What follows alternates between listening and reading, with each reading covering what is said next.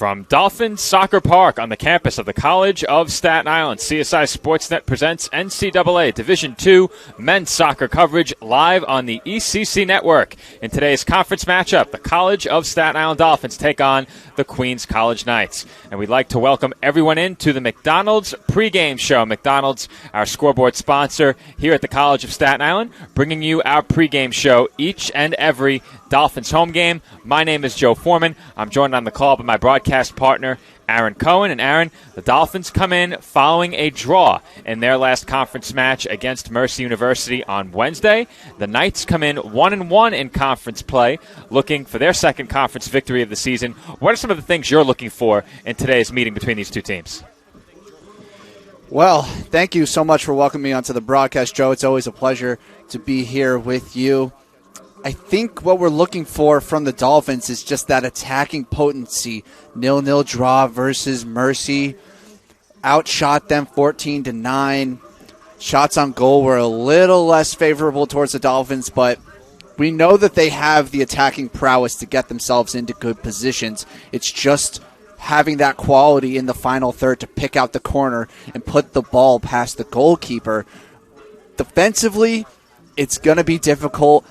Unfavorable matchup. We know that the Dolphins like to operate with smaller center backs, both listed at 5'9" on the roster are Asensio Cueva and Angulo. So the Knights are probably going to look to take advantage of that. They're very confident coming off a big win versus Dominican. So, all bets are off on the conference matchups. Anything can happen, but tactically those are the things that you might be looking for if you're viewing this game.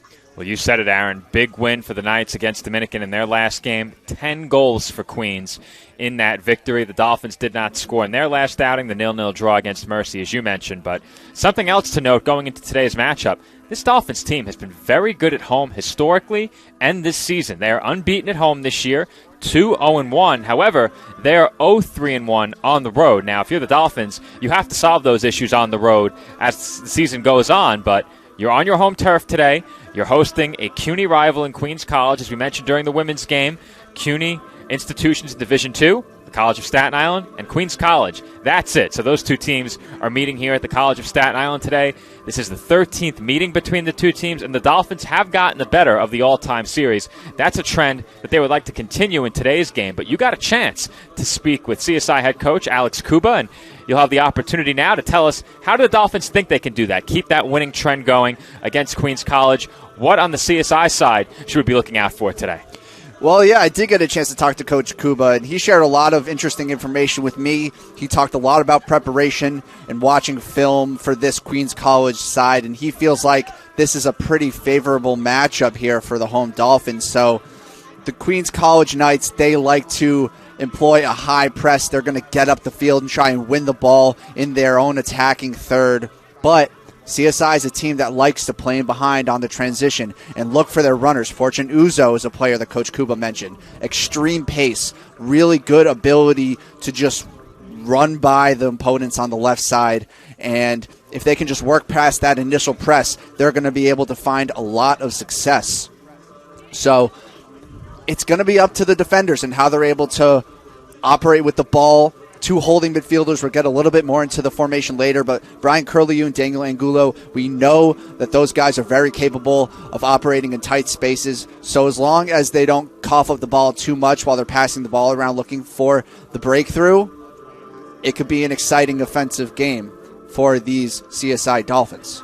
Well, we've said it all season long, and you touched on it during our earlier game.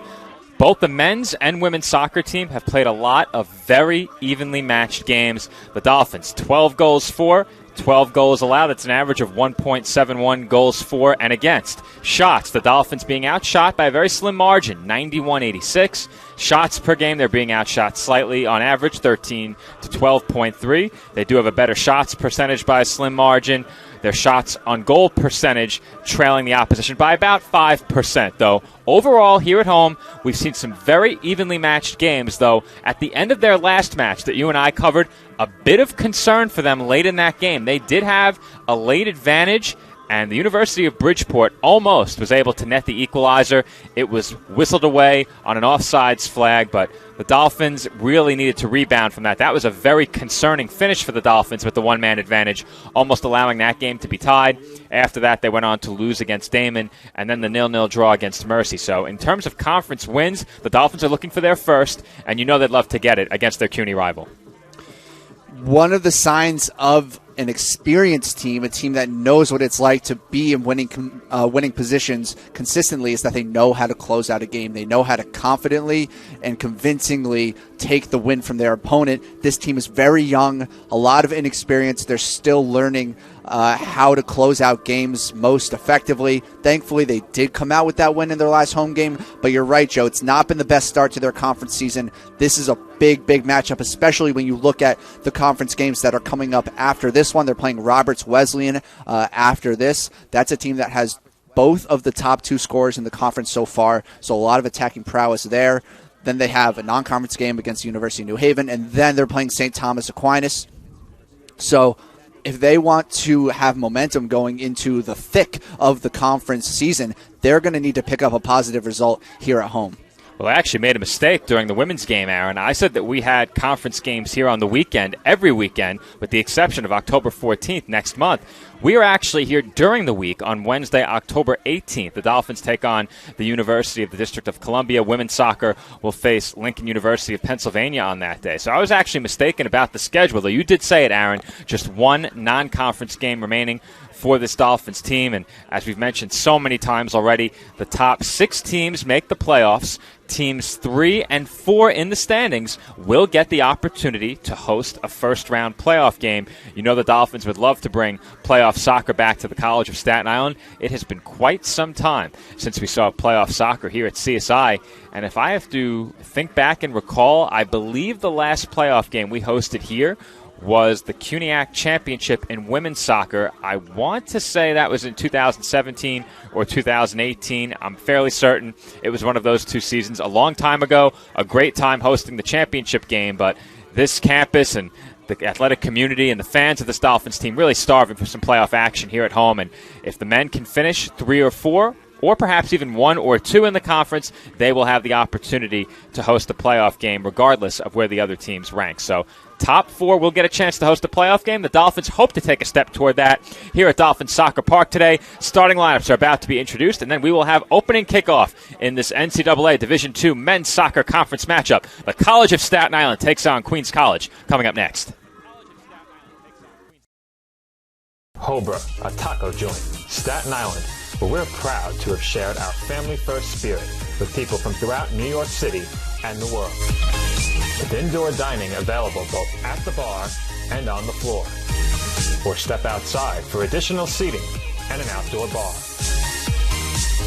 Serving beer that's crisp, ice cold, and worthy of a day at the beach. Cocktails that explode with flavor. And great food made with the freshest and healthiest ingredients available. Events feature food and drink specials, live music, and the best of Staten Island nightlife. Your CSI Student ID saves you 10% on your dining order at Hobra.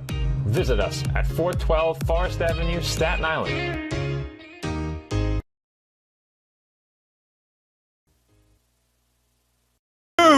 No, I'm right. The podcast that uncovers the origin stories of some of the biggest names in sports, media, and entertainment. Nick Durst here along with Joe Calabrese. Here we are, 200 episodes later, about 150 episodes with guests, our friends, soon to be your friends. Well, it's pretty clear, Joe, that it's all about You Know I'm Right, the podcast. That's my You Know I'm Right moment. Wanted to do a podcast, and everyone was like, what are you, crazy? Who's going to listen? You're not going to get guests. Well, guess what? I'm the best when it comes to getting guests. You could vouch for that. I am so happy that you asked me to do this. I couldn't have been more thrilled. And follow us on socials. Check us out. I promise you, if you want to work in media, whether you work in media now, whether you want to quit your job and work in media, come to us, and I promise you, we will get you on the right foot. That's what it's all about, uncovering the origin stories of some of the biggest names in sports, media, and entertainment. Keep it locked on You Know I'm Right.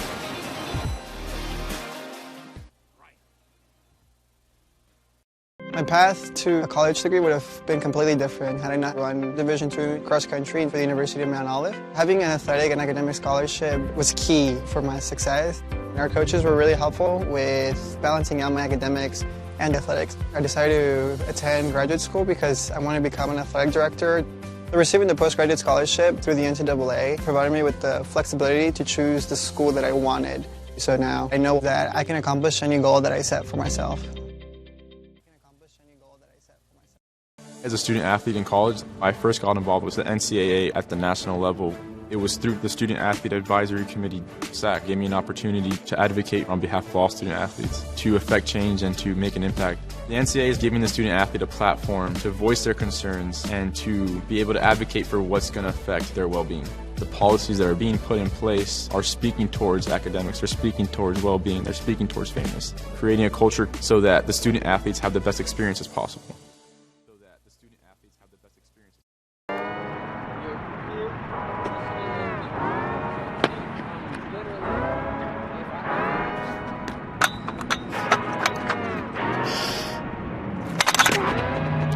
I was the kid who would do surgery on my teddy bear and have my sister be my patient, and I would wear the stethoscope and the lab coat. I was that kid. Wayne State Medical School has been my dream medical school since I was 5. Dr. News, who is the head of the biology department, definitely has had a huge impact over the past 2 years I've been in the lab. He took a chance on me and actually gives me the power to actually do things.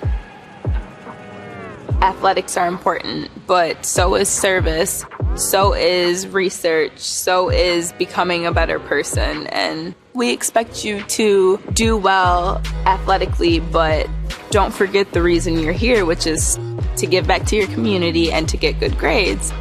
I've had so many experiences with underprivileged people and just seeing that they want the basic things that people get out of life. And if I can help in any way, that just kind of warms my heart. That's why I want to be a doctor, to serve those who have been dealt a bad hand. It was my sophomore indoor season. It was the first year with our new head coach. And he comes in and he's like, we could be a national contending team if you guys work hard. And I heard him and I was like, well, I want to be a national champion. I want to be an All-American. And I bought in because he bought into our team. And I qualified to go to indoor nationals. It was just because I bought into myself, because someone bought into me. I decided I wanted it, so I went and grabbed it.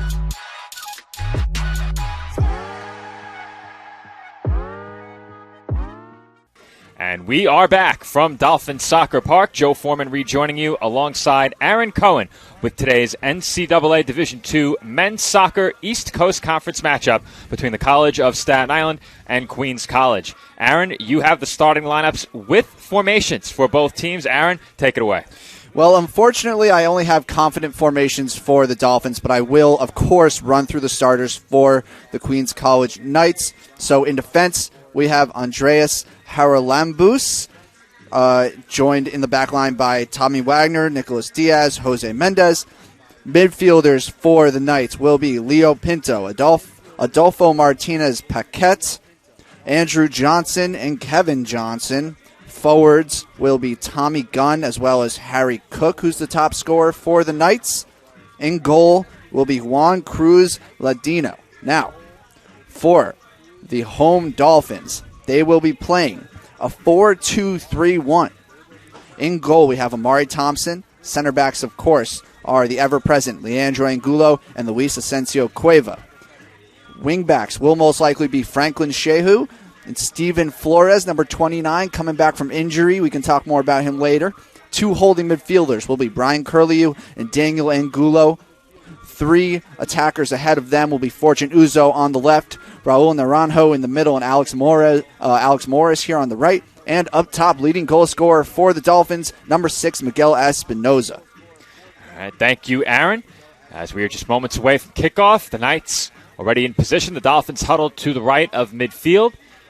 They will be attacking right to left in this first half, and as we saw earlier, the wind is an advantage for the team attacking left to right. And we saw that play out in the women's game earlier. In case you missed it, 0-0 our final score in the early game. The College of Staten Island earns their first point in the ECC women's soccer standings as they play Queens College to a scoreless tie. Dolphins still winless all time against Queens College on the women's side. However, the men's soccer team holds a 2-game lead in the all-time series against Queens College. Dolphins have won 7 of the first 12 meetings against their CUNY rival.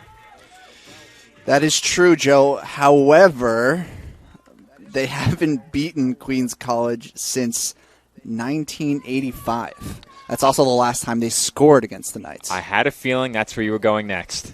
I threw the alley-oop, and you put in the slam dunk.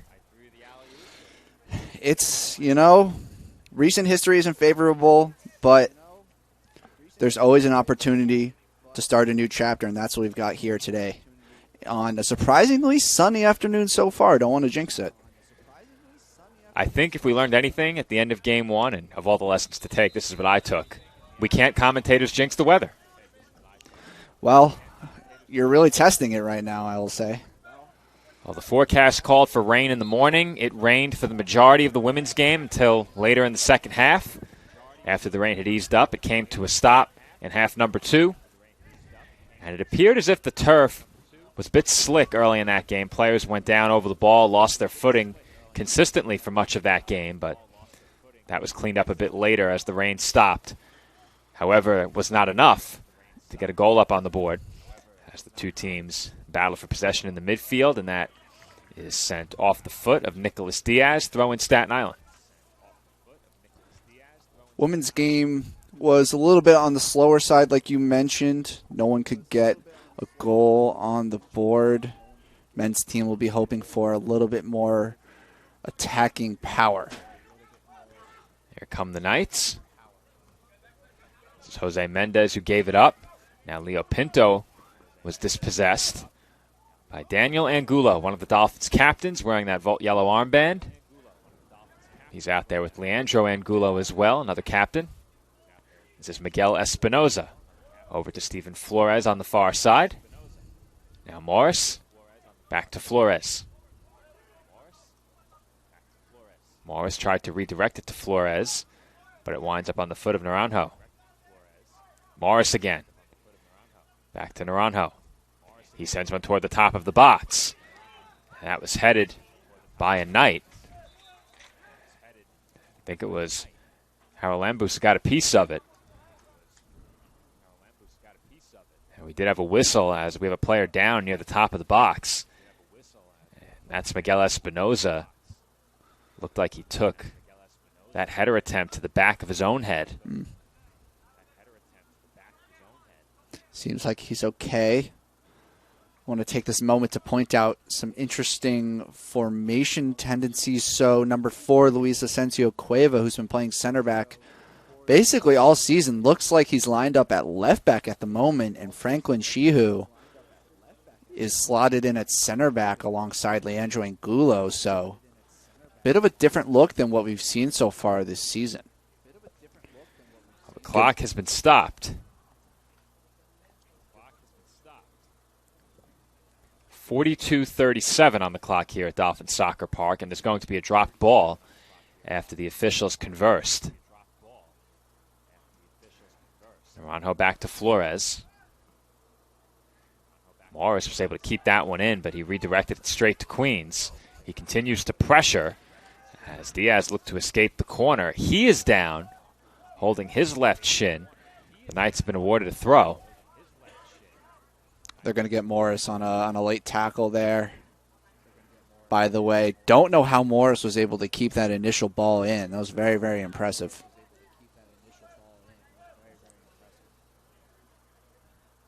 Last season, the Dolphins on that back line had Angulo, Flores, and Asensio Cueva back there just about every game.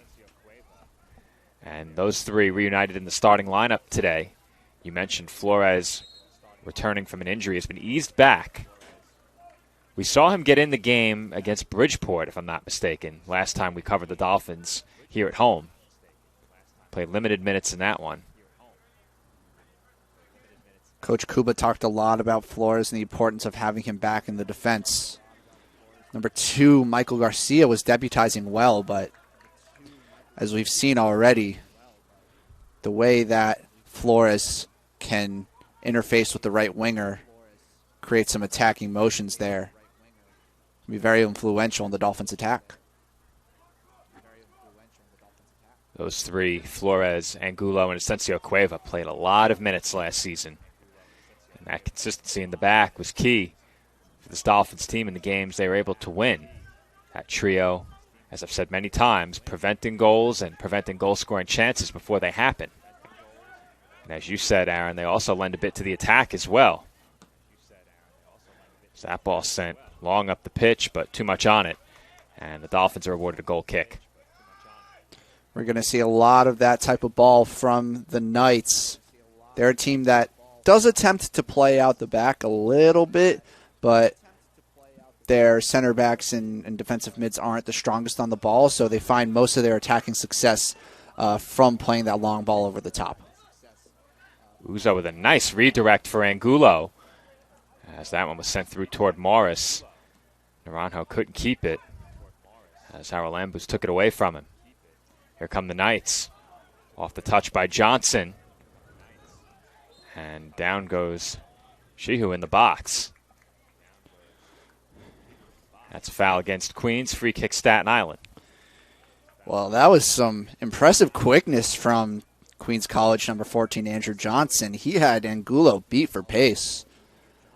Luckily, the Dolphins center back was able to poke the ball out of his path just before he was able to run onto it. Angulo toward Naranjo. He got a head on it. And the Knights headed back the other way. Dolphins come down with it, thanks in part to the header by Kiralu in the midfield. And CSI will throw quickly toward Espinoza. Espinoza battling for possession, looking to turn. And he does toward the corner. He gains a step. Nice fake there to keep possession, but that ball trickled off the foot of Naranjo, who gives Espinoza a point. At least it looked that way. Some really tidy dribbling from Espinoza on the far side. Very good job creating space where there really wasn't any. That's the sort of individual talent we've come to expect from this Dolphins attack. And he made it look easy. So fluid in every movement, dribbling that ball, shot, or I should say the attempted fake on the cross. And here come the Knights. Dolphins given a chance to get back defensively there. Martinez Paquette forced to give it up. Far side. Diaz got it right back, and now switches play over toward the near side. Haralambous. Another long ball that is far too long. And that's over the fence. Really good job by the Dolphins working back and forcing the Knights to play out of their transition attack. Coach Kuba talked a lot about keeping possession and not losing the ball in the midfield so they can prevent Queens from doing exactly that, attacking on the transition. Dolphins did a great job to get back on that last sequence. Earned the goal kick. And now Thompson under a bit of pressure, gets it away with Cook bearing down on him. Flores back to Angulo. Angulo into the midfield for Morris.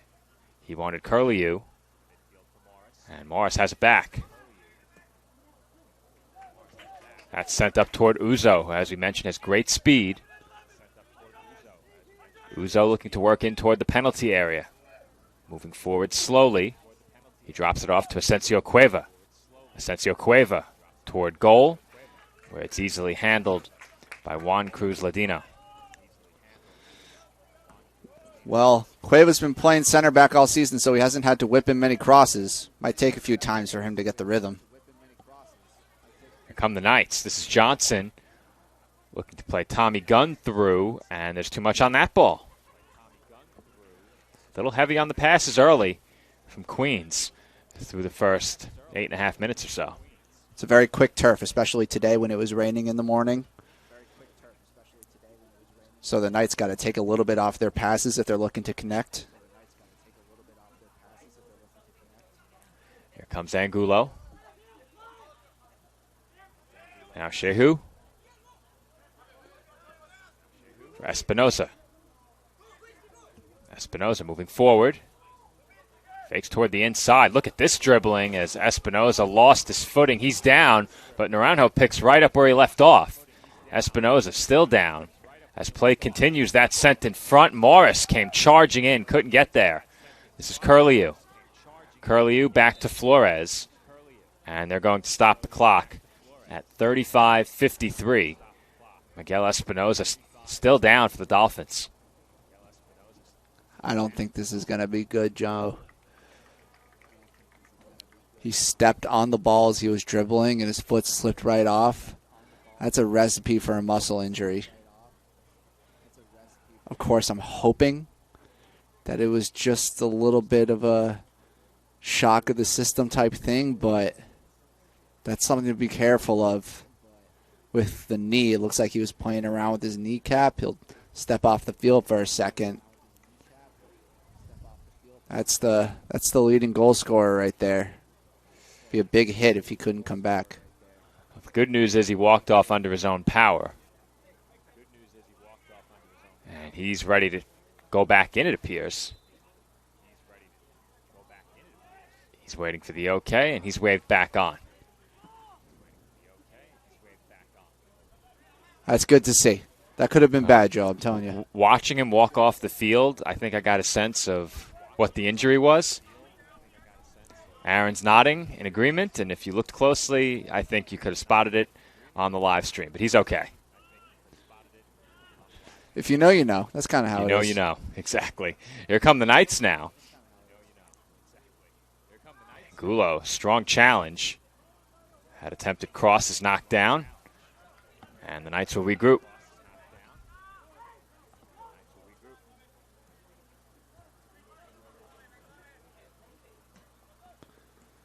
That's redirected toward the near sideline for Mendez. He drops it off. Pinto. Pinto working toward the center of the pitch. Has Johnson. He works around Curlew. Looking to play Mendez through toward the penalty area, but a good job by Asensio Cueva to shield Mendez off the ball. Physicality, going to be a big factor in this game. Dolphins, not a team with a lot of height. Tallest starter on the field is Franklin Shehu, 5'11", not a single player over 6 foot. Meanwhile, Queens College, they got quite a few. Clock stopped again at 34-27, and I remember when I first started calling soccer games here on Sportsnet, I would look down the rosters, and typically a lot of the players are right around my size in terms of weight. I was probably about 170, 175 when I got started. That was fresh out of college at age 23. I'm almost 200 now, and there are no players 6'1", 200 pounds for the most part on the soccer rosters. I think I'm just built a bit too big for the game of soccer at this point. Sometimes that's what happens when you age. Well, as you were talking about weights, I was looking over the Queens College. Oh, the Knights have a chance here, Aaron, and they score. Fresh off the stoppage, the Knights are on the board. Had to check. No flag. And Queens College takes an early 1-0 lead. Well done on the attack by Queens. I believe that was Leo Pinto who scored the goal. We'll double-check it on replay.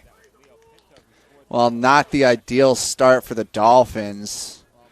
11 minutes in and facing a 1-0 deficit at home. Been struggling to score in recent games. It's going to be tough for the momentum. However, if you look at the dynamics of the game and the way that these two teams like to play, you should be expecting plenty of opportunities for the Dolphins to get on the board as well. Plenty of soccer left today, but it's all going to be in the mental. Can they reset? And can they act like this game is still 0-0 and keep the same energy? you're the Dolphins, that's incredibly disappointing. Fresh off a stoppage, we were in the midst of a conversation completely unrelated, and out of nowhere, just moments after play resumed, the Knights score. Things can happen in a flash in college soccer. Often games come down to just split-second moments. Lapses of concentration as we get a yellow card here. That was held up in the direction of Naranjo, but not certain. We'll have to check at halftime with the head official, as there's still some jawing going on. I think that might have been for Queens College, number 14, for the way he was talking to the ref, but it was hard to tell. Now, Martinez Paquette was in the face of Daniel Angulo. The head official had his back turned, and as soon as the official turned around, you saw the hands go up from Martinez Paquette. That was quite funny to watch, but the officials have to be careful as this game now has gotten a bit chippy. Well, we know how it tends to go for the Dolphins coming into this game with 18 yellows, 3 reds, 100 fouls on the dot. Wow. That's a lot. Yes, that's for sure. So, conference matchup as well brings out the emotions. Referee's got to maintain his control as I think he's holding another yellow card there in his hand. Good eye by you, Aaron. You were right. Yellow card officially was issued to number 14, Andrew Johnson of the Knights, and now there's been another booking issued here. This referee working hard to keep the game under control can be very difficult, but especially if he knows the history of this Dolphins team this season, got to set the tone early as a ref. Play finally resumes as we approach 33 minutes to go in the first half. Dolphins bench making some noise right now. Sun beginning to shine brightly here at Dolphins Soccer Park, as that one gets through Espinoza and onto the foot of Knights goalkeeper Juan Cruz Ladino.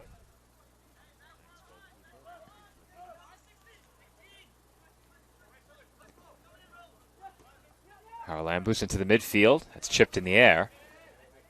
And Johnson's able to track it down again. Here comes Angulo, who takes it away. And that pass was intercepted. Martinez Paquette near side. Wanted Pinto, couldn't get it to him. Angulo went down, and a foul is whistled against Jose Mendez. Wasn't a lot of contact there, but it's definitely a foul. He got in the way of Angulo's foot, caused him to trip.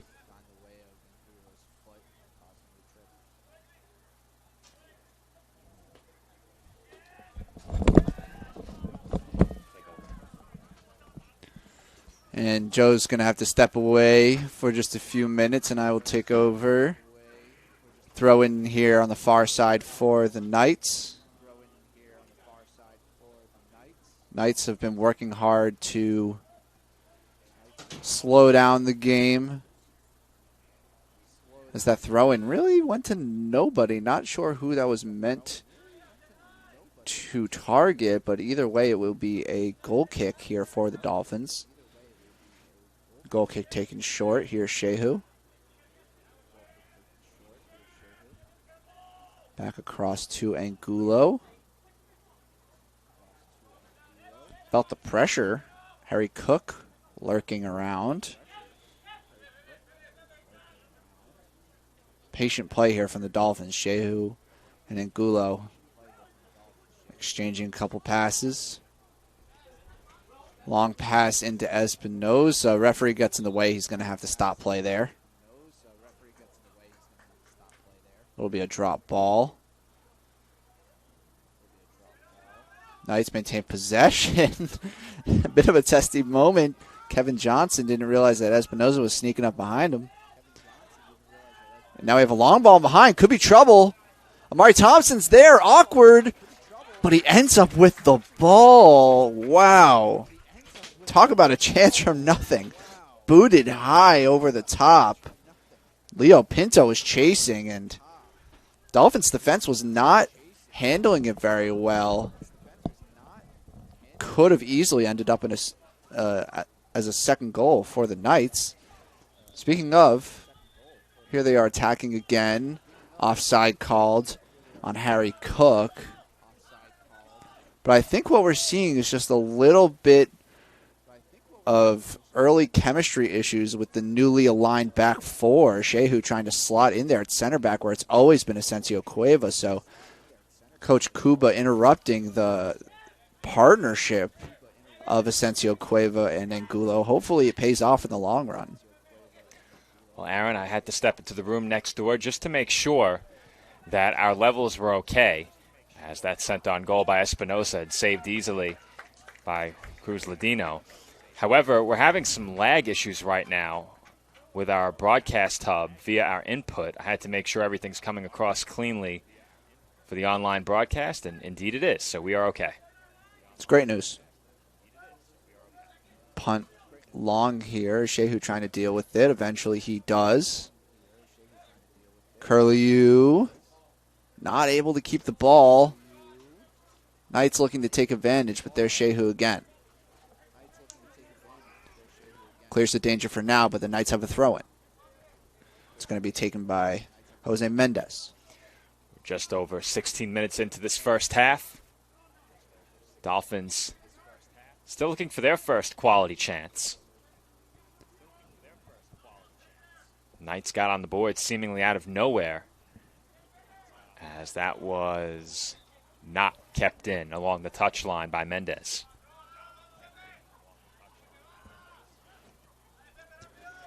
One shot on goal for CSI, one for Queens. One shot, one goal. Talk about efficiency. Can't do any better than that, 100%. I was no math major, but I can do that calculation.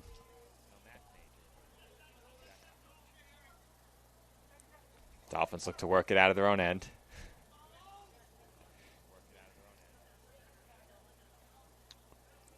Thompson for Angulo.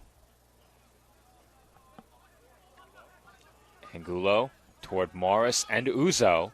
Morris got a piece. Now Naranjo toward the center of the pitch. Espinoza avoids one marker and sends a shot on goal. Well, Uzo wanted it. I was about to say Uzo looking a little frustrated. He had space out there on the left, but Espinoza chose to go himself. Shot was deflected. Opposing defenses have had such a hard time keeping Espinoza in front of them. And if he gains a step, there's always that potential that he can score. You want to see that confidence from your forwards. You want them to be willing to pull the trigger, but not at the expense of a better opportunity elsewhere.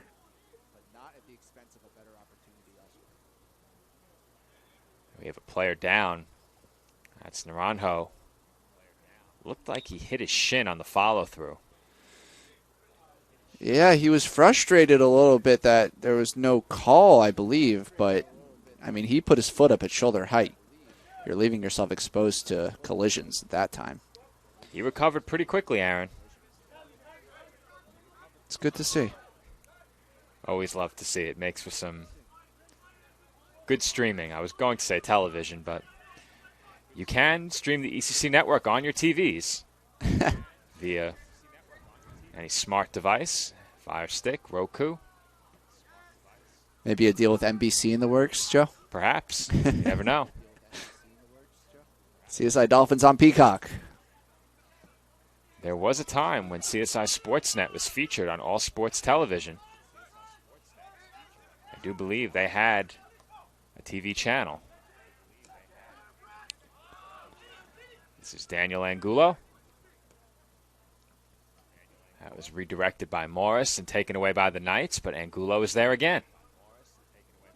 Angulo goes down, and that one is launched down the pitch for a Knights throw along the near side. Well, bit of a mistake there from Angulo, but thankfully Angulo was there to cover. Substitution onto the pitch For Queens, I believe that is number 13, Jason Udo. And it is.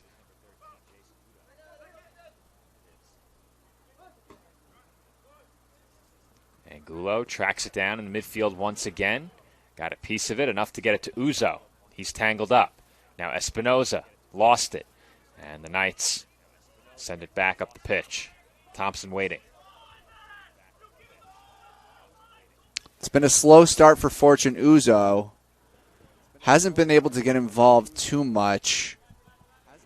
And the Dolphins are always more successful when they can get Uzo running down that left wing. So if they can find him, they might be able to threaten the Knights' goal a little bit more as we have another player down. It looks like it's Flores.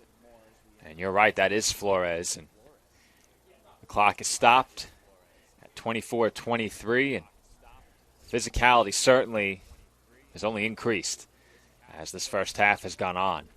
And now Flores, the latest victim for the Dolphins, as he collided with one of the Knights, both pursuing that ball. Dolphins bench incensed that there was not a foul called. And we mentioned it before. Flores just coming back from an injury, working his way in slowly. He's being attended to now by trainer Allison Ocasio. That would be a tough break for Flores if, on the first game when he's fully back from injury, he finds himself hurt again. He's hobbling off the field. Hopefully it's something minor. Today's game, just the third that Flores has appeared in this season. His first start. Has played 35 minutes across a couple of contests to this point. And it looks like he's going to check back in when the official waves him on. So we'll see if he gets back out there quickly. Right now he's jogging along the sideline. Espinoza toward the center of the box. It's sent in the air. Not cleared, at least not yet. And there's another collision near the top of the penalty area. Angulo gets into one. And there are no Dolphins in the area as that ball comes down. And CSI is whistled for a foul. I think they're getting Espinoza for being a little bit too handsy on Queens College big center back. Number 5, Haralambous. He's a big guy, 6'4". Roster says he's only 89 pounds. I think that something went wrong in the typing of that. I think they lost a 1 there. Don't know if you can be a healthy 6'4", 89 pounds. I can assure you there is no way. There's no way. I mean, I'm between 6'1" and 6'2". I'm 100 and probably 95 pounds.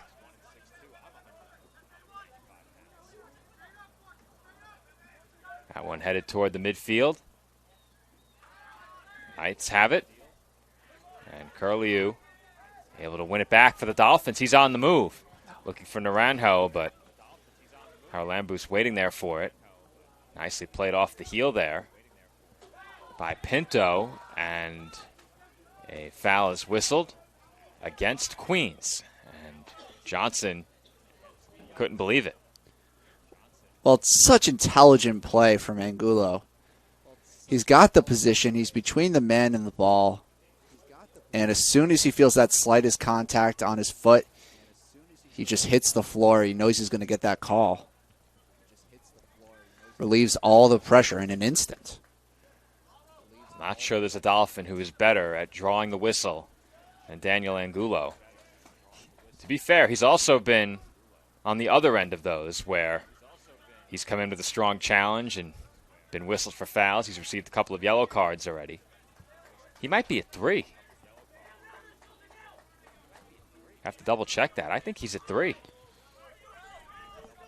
I don't have that stat offhand, unfortunately. I'm almost certain, and I do have it, so I'll double check my notes here. Sencio Cueva on the left side here. Gives He's to at 3. Uzo. Both Angulos are at 3. Symmetry.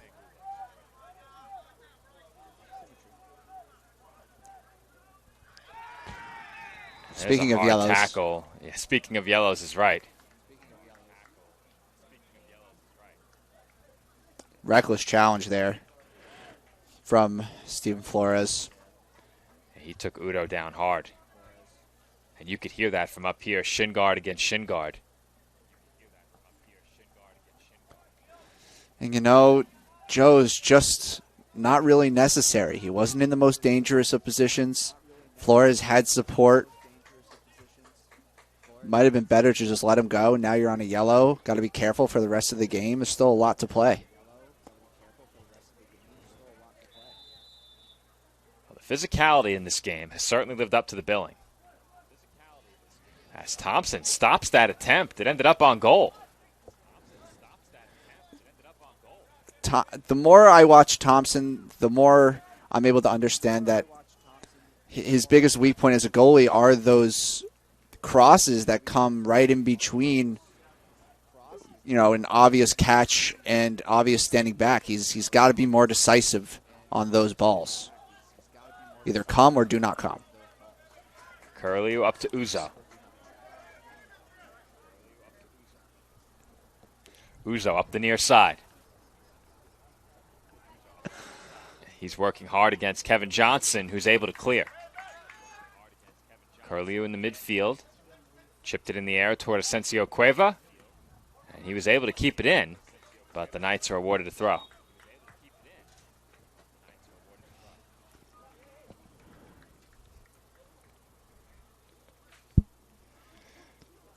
Queens will throw here. Just over 20 minutes to play in this first half. Knights lead at 1-0. Goal by Leo Pinto of Queens, assisted by Harry Cook. You said it, Aaron. The Dolphins have not scored against Queens in nearly 4 decades. That is something that they'd love to see end in this game.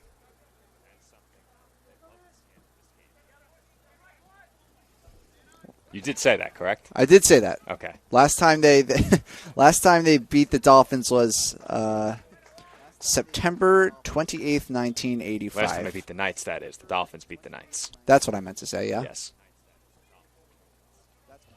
I don't think the Dolphins beat the Dolphins, but I could check that.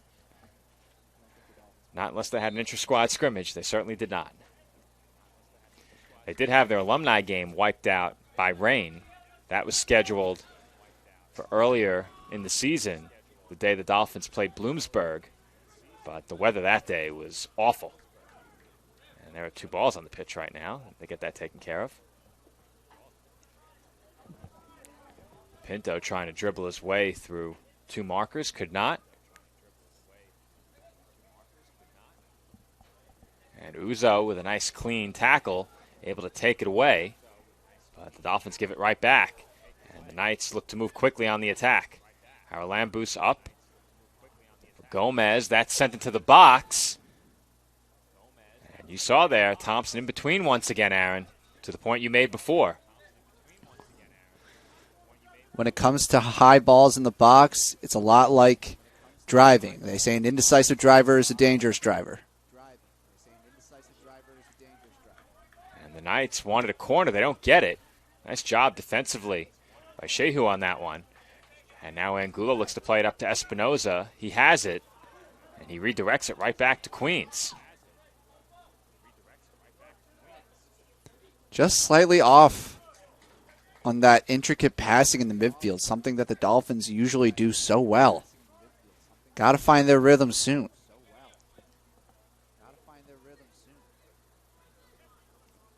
Knights working in the midfield now.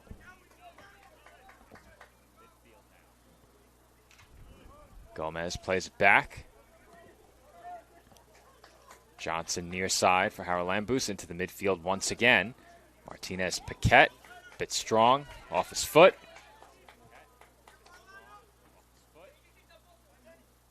Dolphins throw. Angulo. Toward Jamali Peterson. Peterson trying to work his way through and could not. Well, it was a good run from Peterson, trying to get in that gap between the center back and the left back. And Daniel Angulo did a good job getting his head up and recognizing the run, but the space really wasn't there, and he was trying to fit it into a very, very small window. Mendez will throw. Inside of 17 minutes to go in the first half. And there's another good tackle by Uzo, moving ahead with some speed. Bit of a jersey tug by Mendez from behind to slow him down. And the Dolphins draw the whistle. Free kick, Staten Island. Thought perhaps they might play an advantage there. There was a chance for it. I don't know if you heard that, Joe, but there was a yell from Coach Kuba on the sideline telling his players to play simple. This is a team that likes to do little flicks, but when it's not on, it can be a tough look from a coach's perspective. One day we need to get one of those boom mics.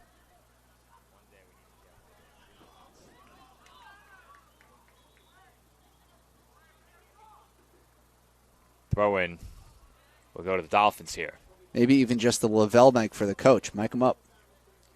That might not always be PG. We can be selective on what goes out, you know. We didn't need to mic up John Tardy when he was head coach. You could hear him from across the field if necessary, but back when Coach Tardy was here, we'd be on the sidelines with the teams, right behind them.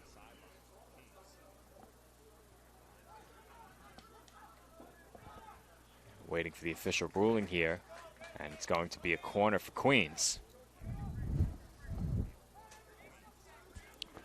Just ahead of the corner, the Knights are going to make a substitute. And we can't quite discern his number from here, but one thing I can tell you is that he is very tall. That narrows it down a bit. That's going to be a problem there in the box. He's being marked by Naranjo, 5'7". It's a big mismatch. That is 6'4" Chol Chol, 6'4", 165. Any connection to Bol Bol, do you think? I'm not sure about that.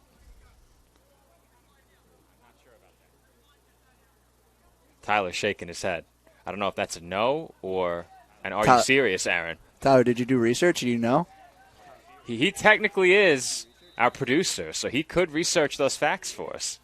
I don't think it's necessary here, as that's sent toward the far post and over everybody.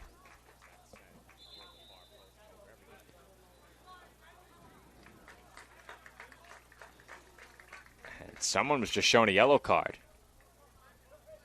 Looks like the Queens bench.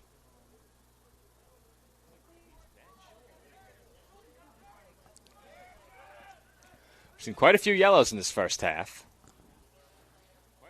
And the clock is now stopped at 14:06.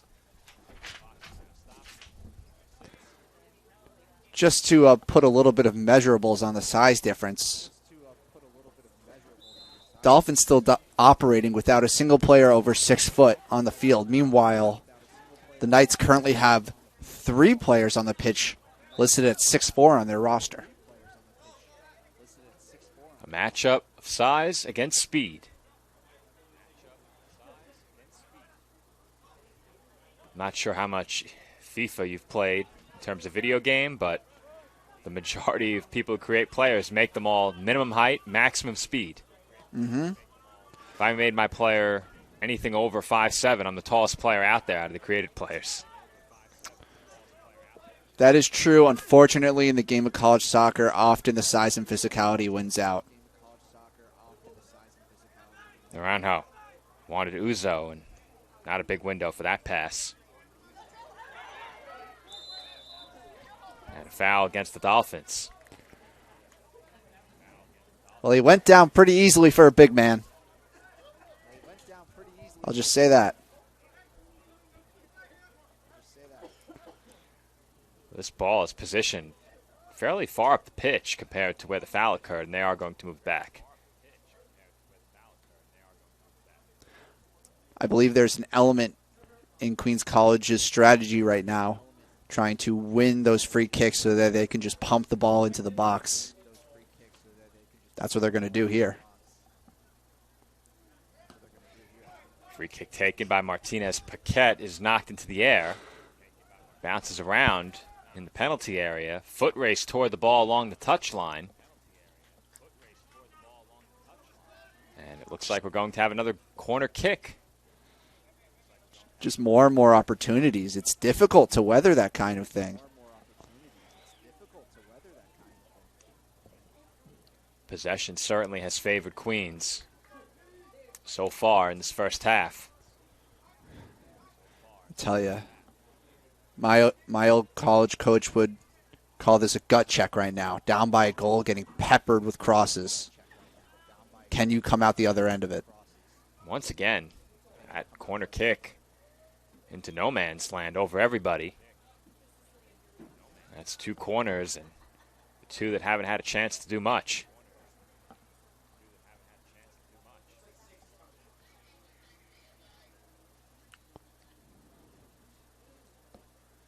Goal kick Staten Island with 11.5 minutes to play in the first half from Dolphin Soccer Park. Home team looking for an equalizer as they trail Queens 1-0. Thompson for Angulo. Angulo toward Peterson, redirected, and it stays in for William Lopez. Lopez wanted Naranjo, but right there waiting was Haralambous.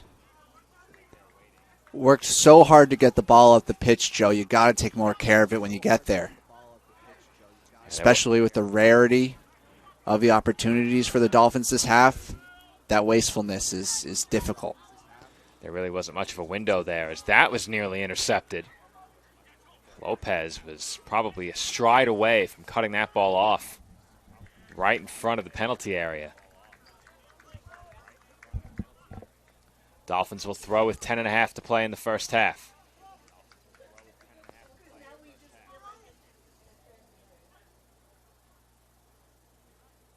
Throw goes to Peterson. That was Julie Deplin who threw it in. One of the Dolphins substitutes who came on earlier in the half. There's a long ball up the pitch toward Chol. Chol working against Angulo. Gives it up. And goal kick Staten Island. That's a good job by the referee. Didn't get baited by the dive there. And I got to give credit to, I believe that is still number 13, Jason Udo. He did a pretty good job selling the contact, but the referee's keyed into the strategy of winning free kicks. You love that no call, Aaron. You threw the thumbs up. A lot of referees give that. A lot of referees give that. Nobody can say we don't commend good officiating. We'll do plenty of it next week. Officials Appreciation Week. That will be recognized 1 week from today when the Dolphins host Roberts Wesleyan next Saturday. It's a thankless job. That's sent toward Peterson, but a bit too long for him. It certainly is a thankless job. There's no question about it. Though every season for the past at least 3 or 4 that we've been a part of the East Coast Conference and hosted intercollegiate competition, they have recognized the officials.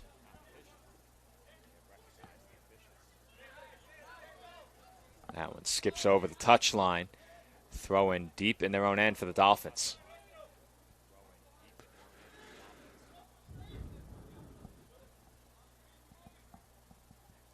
Asensio Cueva throws in. Peterson goes down.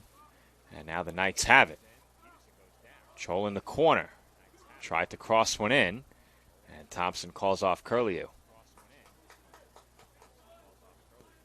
It's good communication there from Thompson.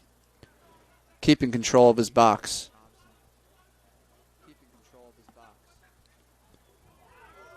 And Naranjo went down. Play continues. Strong challenge there by Joaquin Johnson. It's good physical defending. And I think good of the referee to let that go.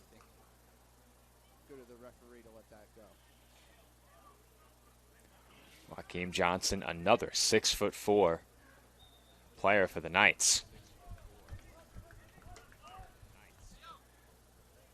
And looking from up here in the press box where we have a wide perspective, those 6'4" players are impossible to miss out there. Tyler's nodding. He agrees.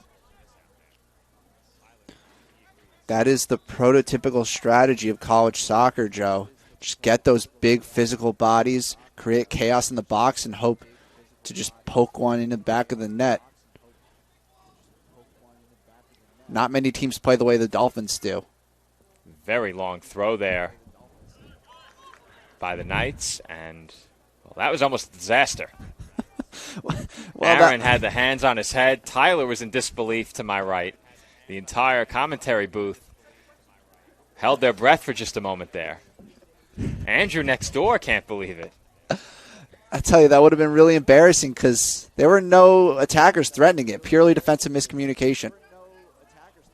I don't think I've ever used the word embarrassing to describe anything, as that was in a dangerous spot as well, but I don't think I've personally ever used that word to describe something I've seen. That certainly would have qualified if somehow that had found its way in, but the Dolphins still trail by just a goal.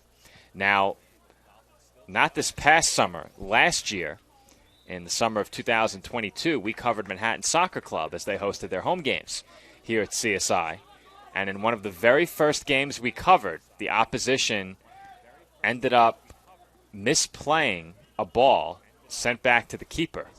Very gentle pass. It rolled straight off his foot right into the net. And he was not close to the net either, as Thompson plays that on a hop. He was probably halfway between, I'd say he's right on the dot when he received the ball. Halfway in toward goal from the top of the box, and he just misplayed it off his foot.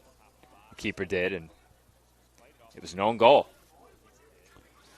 It's the worst nightmare for a goalkeeper. The common trope is that field players can make a mistake and it'll be forgotten about because we have a chance. Not a lot on that shot. Had to use his left foot there.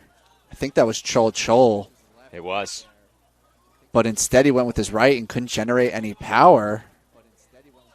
Maybe he's just got to get some reps on his weak foot there, is Chol. I can't generate a shot on any foot. Back in the archives somewhere, buried deep, is footage of me attempting to shoot on an empty net. And that footage has never seen the light of day. I made sure of it. Nevertheless, you're quick to expose where you come short, Joe. And I appreciate that. It's all in good fun. Need to keep the viewers entertained. As Naranjo a bit strong there off the pass from Asensio Cueva. Over the touchline. Goal kick for Queens. Under 4.5 minutes to play in the first half. Now, where I don't fall short, as we've mentioned to Tyler already, is in faculty-staff competition against the students. We are undefeated in faculty-staff versus students events. Up next on the schedule is basketball. That's coming up in November. We won on a buzzer beater by men's basketball head coach T.J. Tibbs last year. Wow. Me and the athletic communications unit, I think, were a minus 11 in about 5 minutes. None of us scored. It was not a good showing for us, but we were carried by the men's basketball coaching staff as the Dolphins now move forward on the attack. That's played for Peterson, and he did not get a piece as it was cleared away nicely by Johnson. He saved what could have been a goal-scoring opportunity for Peterson. What an important intervention that was. Hard to say exactly what would have come of that chance because the goalkeeper, Ladino, was coming out, but he didn't even have to worry about it. And Uzo sends one into orbit off the corner kick. He didn't miss anything live, as that one was not close. Now, just looking over at our broadcast hub, everything is running very laggy. So at halftime, what we might do is cut the stream for just a minute. We'll boot everything back up and hope that it runs smoothly in the second half, because even a brief delay on a replay could cause us to miss a goal-scoring chance. So we'll cut the stream off at halftime. We'll come right back. And we'll bring you the final 45 minutes of this conference matchup between the Dolphins and the Knights. Now, we have 2:40 to go in this first half. Dolphins still looking for an equalizer. Have had some chances, but nothing too dangerous yet. That last pass toward Peterson was probably the most dangerous attacking play we've seen for the Dolphins in half number one. Struggling to test the keeper are the Dolphins. Ladino in goal really hasn't had to do much at all.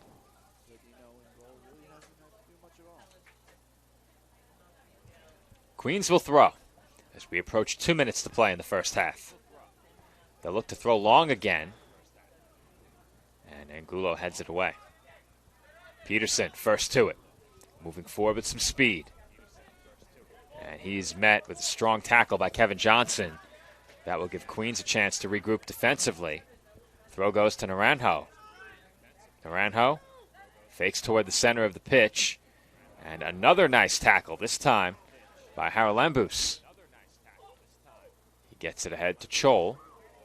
And he's dispossessed by Angulo. Curliu for Lopez. Lopez looking for somewhere to go with it. Finds Angulo. Naranjo. Cross. Peterson in front! And he sends it just wide. What a chance for Peterson yet again off a tremendous ball on the cross from Naranjo. I believe that was a first-time left-footed ball, and it had a really nice shape. Took a slight deflection off of Jose Mendez, Queens College right back, and that might have been what threw Jamali Peterson off. Didn't get the contact on the header that he was looking for, just a little bit too glanced. Couldn't find the target, but that was the best chance of the half for the Dolphins, no doubt. No question about that. Final 40 seconds of the half. That ball sent toward goal, scooped up by Thompson. He gets rid of it quickly for Peterson. The Dolphins will look to develop one final attack. Angulo back to Peterson. Under 30 seconds to play in the half. Peterson works up the near side. Now sends it toward the top of the box. And it was knocked away by the head of Tommy Wagner. Angulo onto the foot of Naranjo, way upstairs on that shot. And that should send us to halftime. 9, 8, 7, 6, 5, 4, 3, 2, 1. And that will do it for half number one. So as I mentioned before, we're going to sign off for just a minute. We're going to restart our broadcasting software, and when we come back, we will have the start of the second half in this East Coast Conference matchup between the College of Staten Island and Queens College. Knights lead the Dolphins 1-0 entering halftime.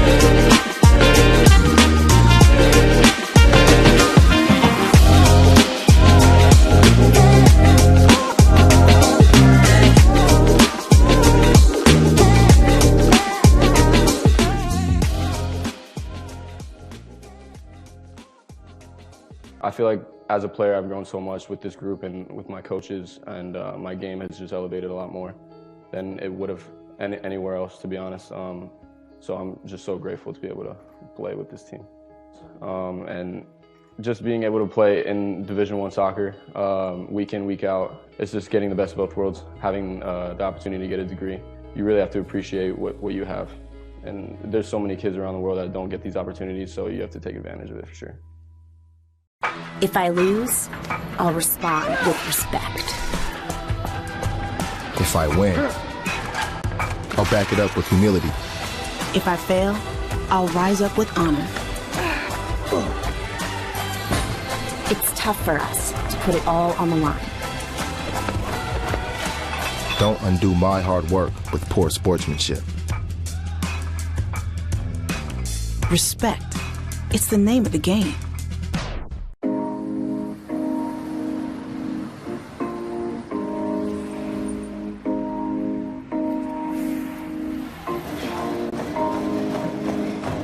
My dad was a soccer coach and bought this little book bag. I could sit in the book bag, like facing backwards and look like my legs out. So I'd be in his book bag when my dad coaches and the ball's going around. I'm like kicking at the ball in the back and my dad was like, we have a prodigy. So he put me into soccer and it just progressed from there. The catalyst was the opportunity to play soccer at a Division II school. I loved the team. They brought me in like I was one of their own.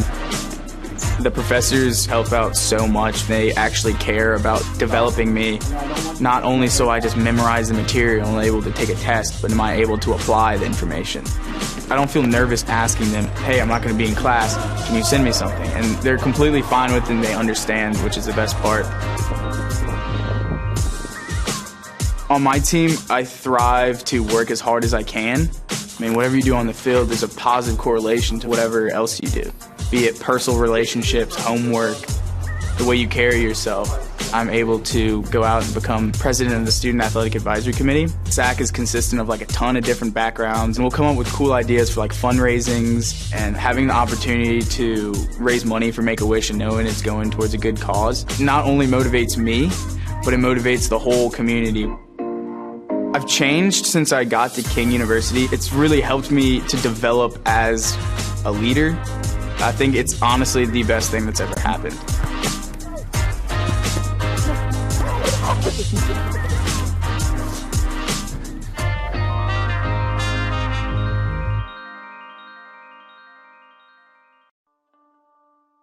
Dear soccer, thank you. Thank you for allowing me to be in this position today. Thank you for being something that is more than just my sport. Soccer really is the beautiful game, and it will take you more places and give you more experiences than you could have ever dreamed of. The people that I owe the most to are my teammates. They have been my crutch to lean on, shoulder to cry on, my hype woman in times of doubt, and my best friends day in and day out. You get to wake up every day and play the sport you love at one of the highest levels at a prestigious university surrounded by your best friends. There is simply no better feeling.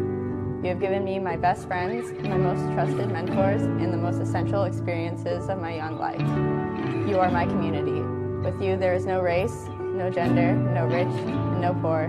There is just a ball, 2 goals, and a common language. Thank you for teaching me how to be a strong and courageous woman on and off the field. Thank you for giving me hope for the future. On the soccer field, I found a home. That is where I have always belonged. I've learned a lot of things. I think one of the biggest things is how to cope with people, because I think that at the University of Virginia, and just as you keep moving on in life, you're going to keep meeting many more people. And I think all of the connections that I've made just at the University of Virginia they've become a big part of me. I think even the guys on the team, I consider some of them my family. I mean, I wake up in the morning at 6 in the morning, I'm spending time with them all the way up till 11 o'clock, 12 o'clock at night.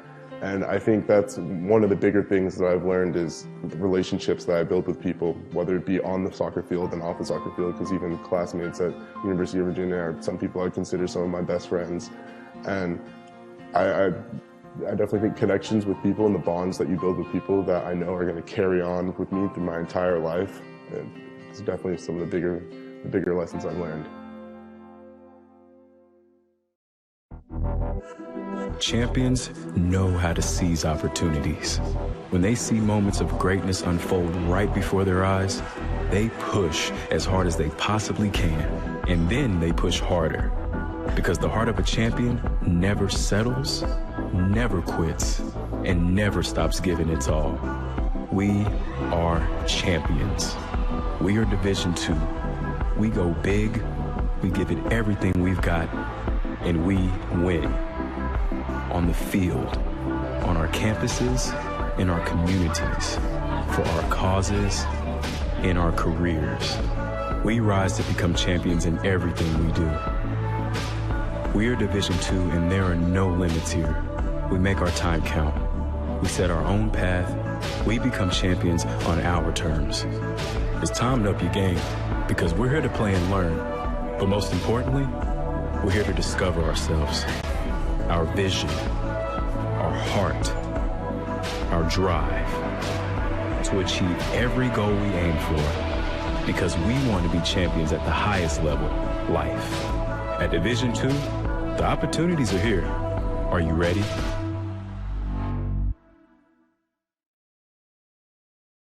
I can't describe how much I learned as a player, but also as a human being, because you have to overcome challenges that you don't face in other areas. As part of the NCAA and obviously the college system itself, being a student athlete, there's so many challenges that not everybody else can relate to, and you have to try to excel in both areas. And now eventually you'll become a leader. Like in my case, I kind of had to step up into that role. And I feel like I've embraced that challenge, and now I love the spot where I am right now. I love how I've matured, become a leader, become the captain of the team, and hopefully I can help the rest of the guys win the Natty.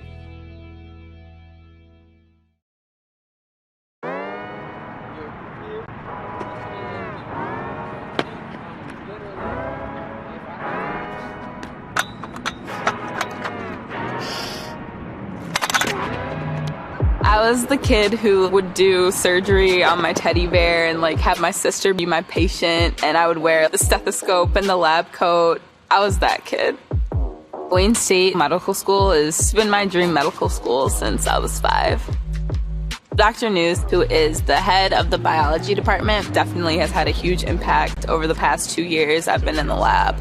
He took a chance on me and actually gives me the power to actually do things. Athletics are important, but so is service, so is research, so is becoming a better person. And we expect you to do well athletically, but don't forget the reason you're here, which is to give back to your community and to get good grades. I've had so many experiences with underprivileged people and just seeing that they want the basic things that people get out of life. And if I can help in any way, that just kind of warms my heart. That's why I want to be a doctor, to serve those who have been dealt a bad hand. It was my sophomore indoor season. It was the first year with our new head coach. And he comes in and he's like, we could be a national contending team if you guys work hard. And I heard him and I was like, well, I want to be a national champion. I want to be an All-American. And I bought in because he bought into our team. And I qualified to go to indoor nationals. It was just because I bought into myself, because someone bought into me. I decided I wanted it, so I went and grabbed it.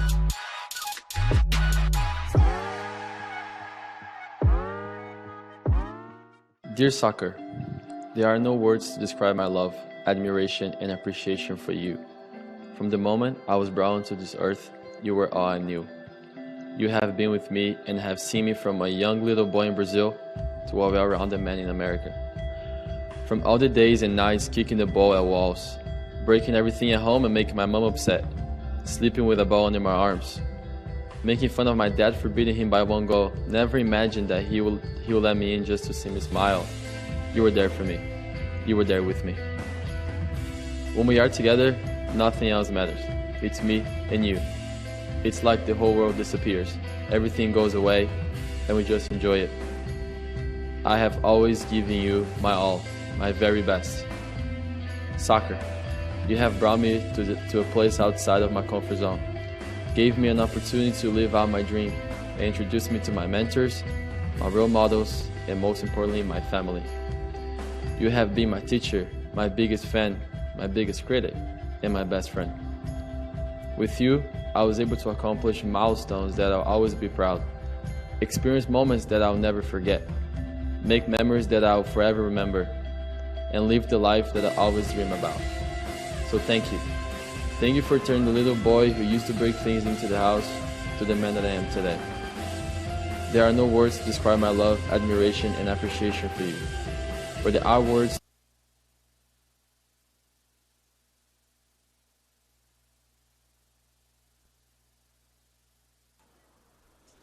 Good afternoon and welcome back to the College of Staten Island, where we are beginning the second half of the CSI Dolphins men's soccer competition against Queens College.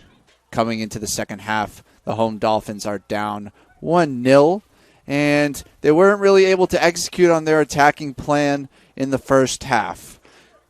Coach Kuba emphasized the importance of making the Knights defend deep in their own half to prevent them from being able to attack on the transition. Dolphins weren't really able to do that. They struggled to get up the field and progress the ball into the attacking third, so they're going to be looking to connect more passes in the midfield in the second half in order to create more pressure on the Knights' back line, and especially their goalkeeper didn't really have much to do that half. Big, important conference matchup here. 2 games into the conference season, the Dolphins don't have a win yet. And compared to their conference opponents coming up later next week, a result here against the Knights at home would be very, very important in setting them up for success. Lots of work to do for the second half. And as we start out, Knights are here in possession. 2 big center backs, both at 6'4". Long ball, I think, got taken by the wind there. It'll be a throw in at midfield for the Dolphins.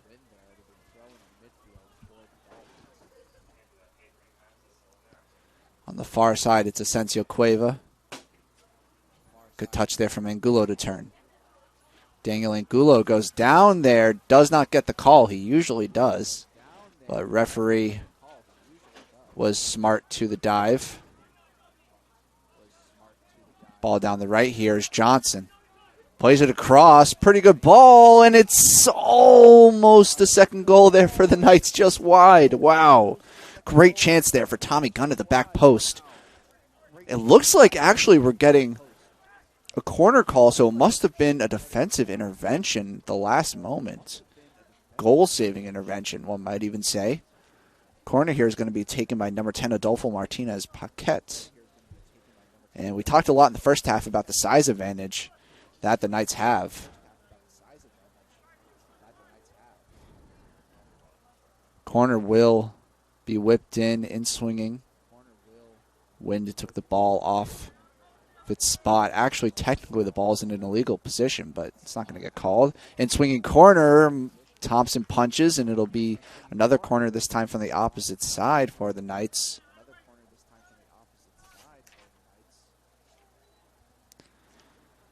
This is going to be taken by number 7.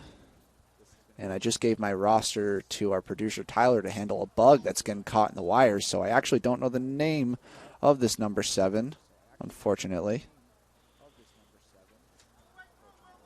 Leo Pinto. Going to be taking the corner, out-swinging ball. Both 6'4" center backs in the mix there. That is Johnson and Haralambous. Delivery goes to the near post. Bouncing around. Eventually cleared out. Knights try to play it back in. Jamali Peterson heads. Hard fought for the ball was Peterson, and now the Dolphins have possession in midfield. Curlew's pass is cut out, but the Dolphins win it back. Rash decision-making there. Looks like it's number 18, Brendan McGuire, that's in up top. Espinoza starts the half on the bench. Here's McGuire. Strong tackle by Haralambous. Dolphins having the right ideas for these intricate passes in the midfield, but Queens College just getting in there and breaking it up with their physicality.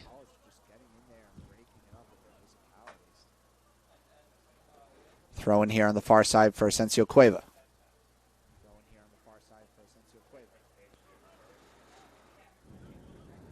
Looking for a teammate. He seems a little frustrated with his options. Eventually throws to McGuire. Worked off the ball by Pinto. Finds his way down the line. Here's Johnson. Gets the bounce. Plays to Pinto. Shot here. Save. And the follow-up is in. Goal off the rebound for number 17, Tommy Gunn. And early on in this second half, the visiting Queens College Knights take a 2-0 lead. Not what the Dolphins wanted to begin this second period of play. Really needed the momentum to be swinging their way if they want to get a positive result out of this game. Alex Morris trying to rile up his team, trying to keep the positive energy going, but it's really difficult to pick yourself up when you come out of a half and you're trying to have the positive momentum just to concede. So a mountain to climb here for the Dolphins, and they have the quality, but do they have the mental fortitude to break through the wall? That is the Queens College defense.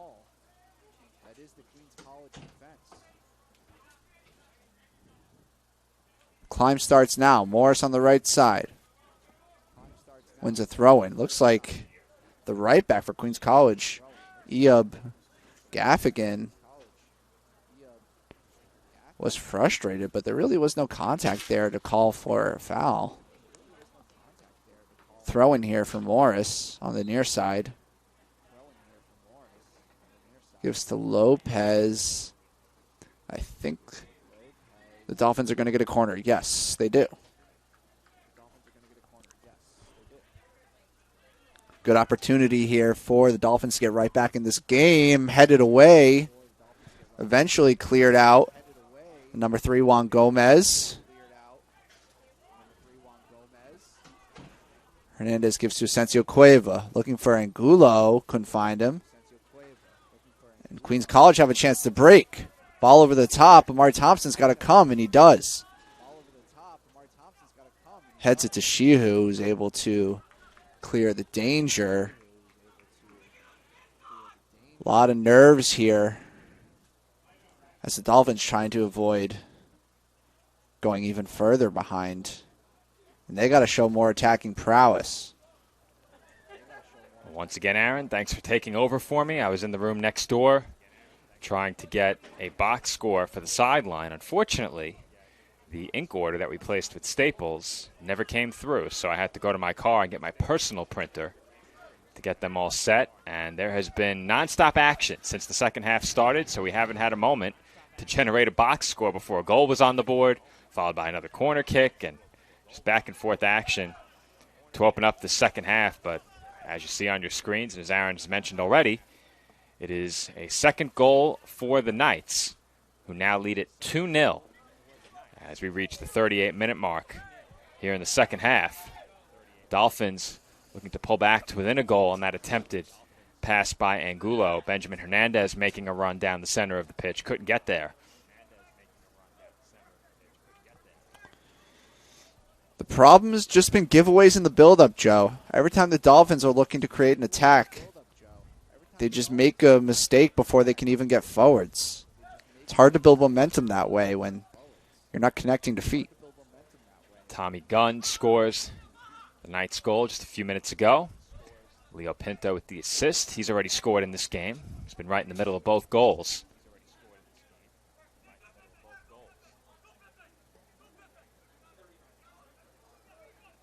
That one sent up the far side. And Asensio Cueva plays it back to his keeper, Thompson, who sends it into the midfield. Angulo getting tangled up with Juan Gomez. Had a handful of jersey there.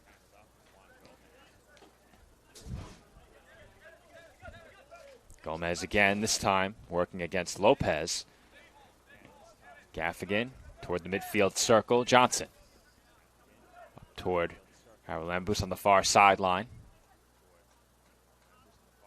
That pass for Pinto, sent into the box. And that shot is saved by Thompson. Cook making a bid for a third Knights goal. Snapshot there from Cook. Quick turn and shoot. Caught Thompson slightly off guard, but he was still able to keep it out. Again, really crucial not to concede a third. I don't think there's much doubt the Dolphins can't afford to allow another goal in this match. If they hope to come away with a point, especially now as the clock winds down toward 36 minutes in the second half. No doubt you can score 2, but to score 3 the rest of the way, huge ask. It's all in the mental here for the Dolphins. They got to find a way to reset.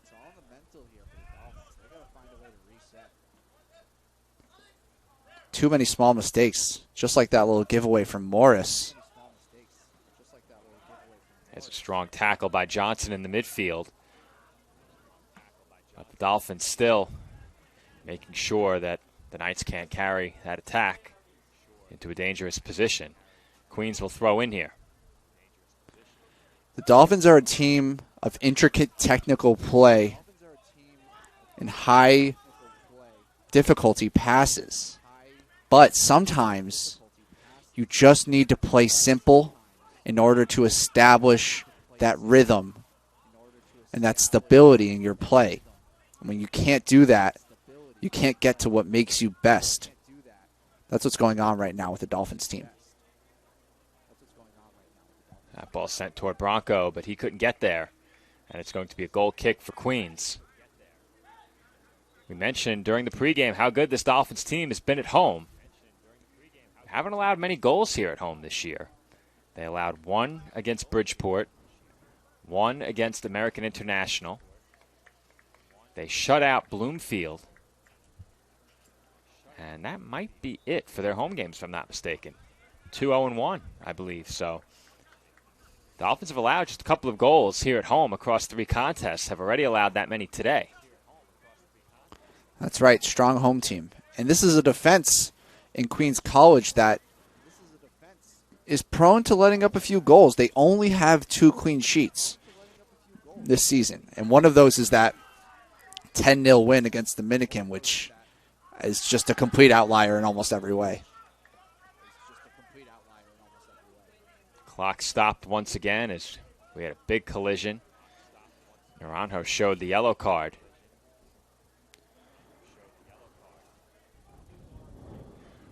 And not only did the Dolphins allow just 1 goal in each of their last 2 home games, they did it against 2 quality opponents. American International and Bridgeport, both very strong teams within the region. And the Dolphins held their own against both of them. However, since conference play has begun, the Dolphins have been outscored 8-1 across 2 games plus. Check that, 5-1.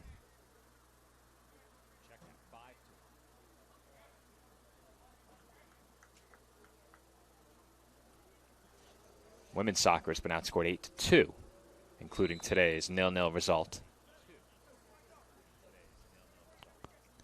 For teams that are building their programs, it's going to be the conference competitions that are the most difficult. There's still plenty of time left in this game. 33:40 on the clock here at Dolphin Soccer Park as we have another whistle, and it's going to be a free kick for Queens. This game is really getting physical, even more so than we saw in the first half where we had several yellow cards. Queens just doing a really good job of executing their game plan. This is exactly what they want. Free kick in a dangerous area where they have all of the size advantage. We've mentioned it multiple times, but it just can't be emphasized enough. That's sent toward goal and over the crossbar. From here, that ball looked like it might be on target, but Thompson knew exactly where it was. Still a quality attempt. Well, it was very astute from Paquette to notice Amari Thompson's tendencies. Thompson has been indecisive as we got a big collision here. That's a dangerous play for everyone involved there, and it looks like both players are okay. Uzo sprinting for that ball, using every bit of his speed to try and get there ahead of the goalkeeper, Ladino.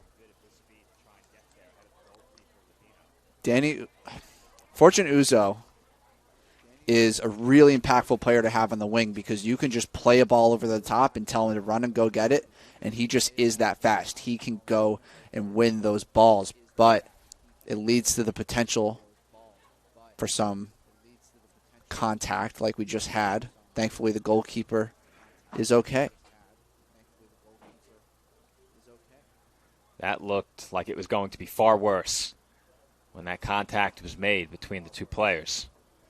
But fortunately, both are up and don't appear to be worse for wear after that.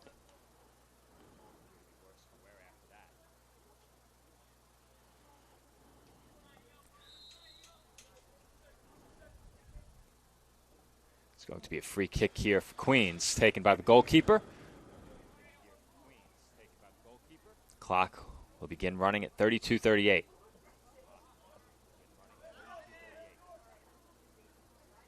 Another player down up the pitch.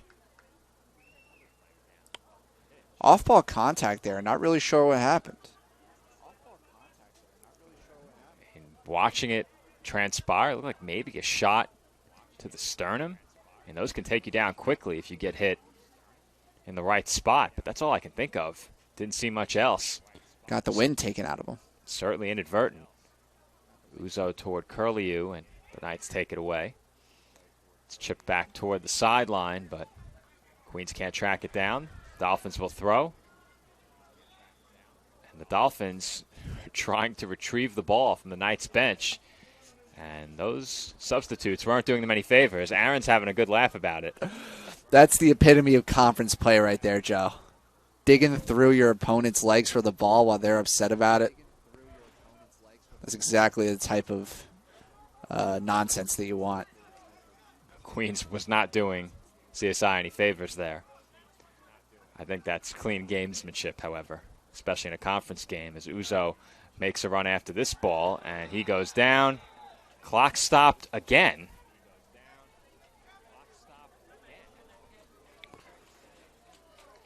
And it looks like a yellow card. I couldn't even tell what color that card was. I thought it might be red based on the reaction of the crowd.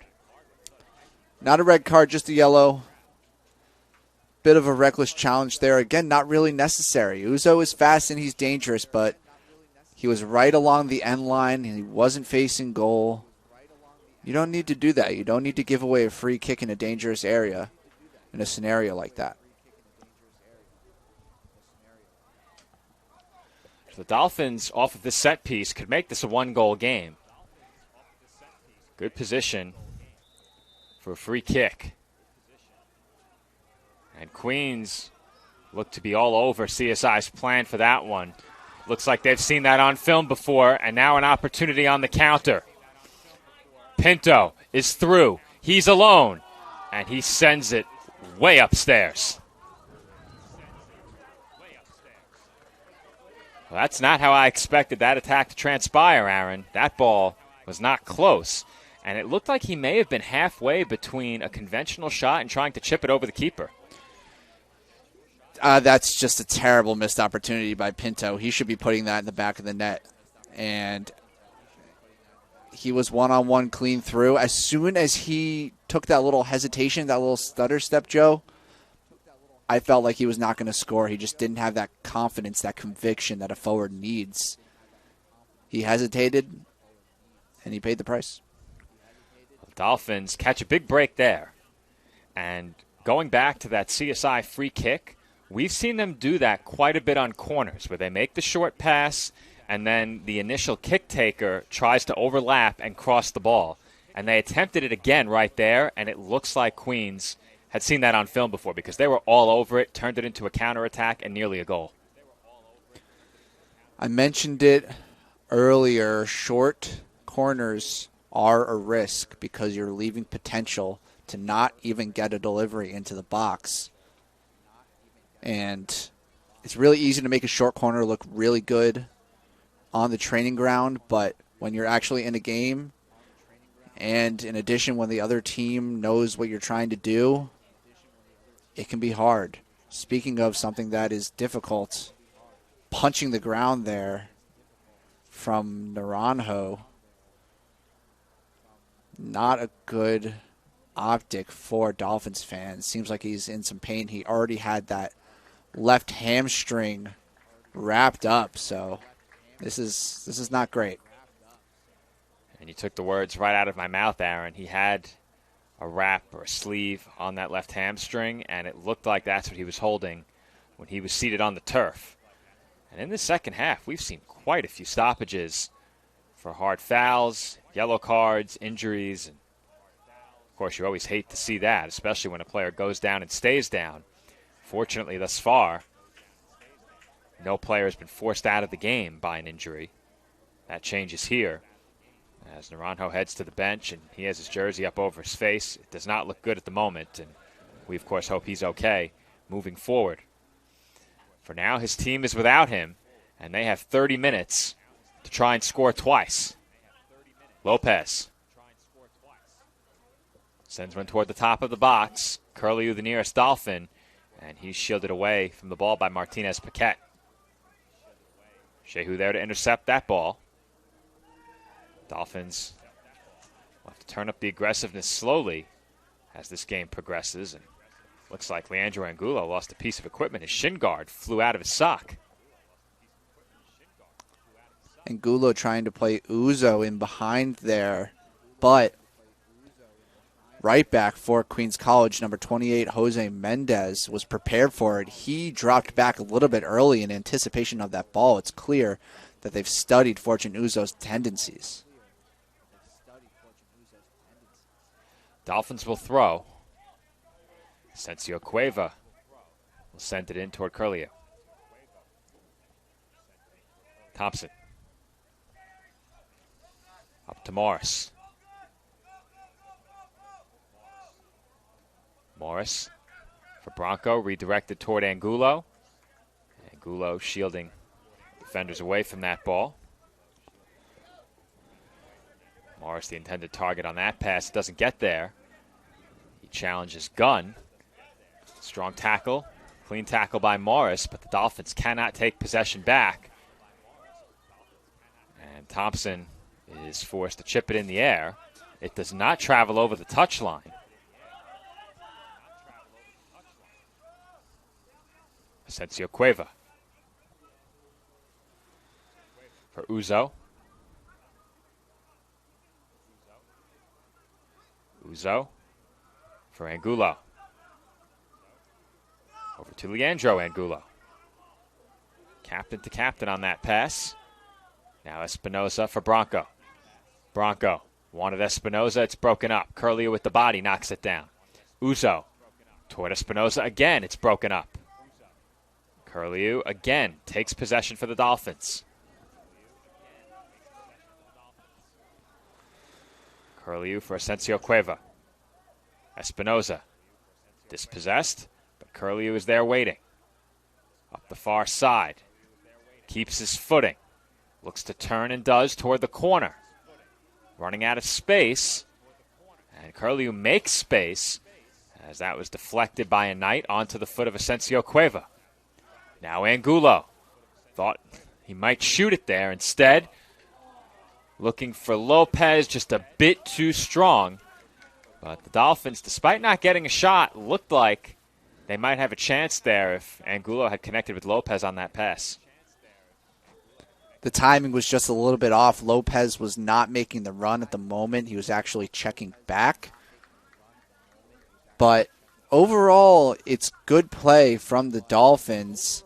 It's nice to see them being patient and trying to stick to their original game plan because they've still got plenty of time. 27 minutes is enough to get back from a 2-goal deficit. They don't have to rush. They don't have to change their game plan yet. However, they do need to start getting shots on target. It's not potent enough. 27:02 is where the clock will begin running from.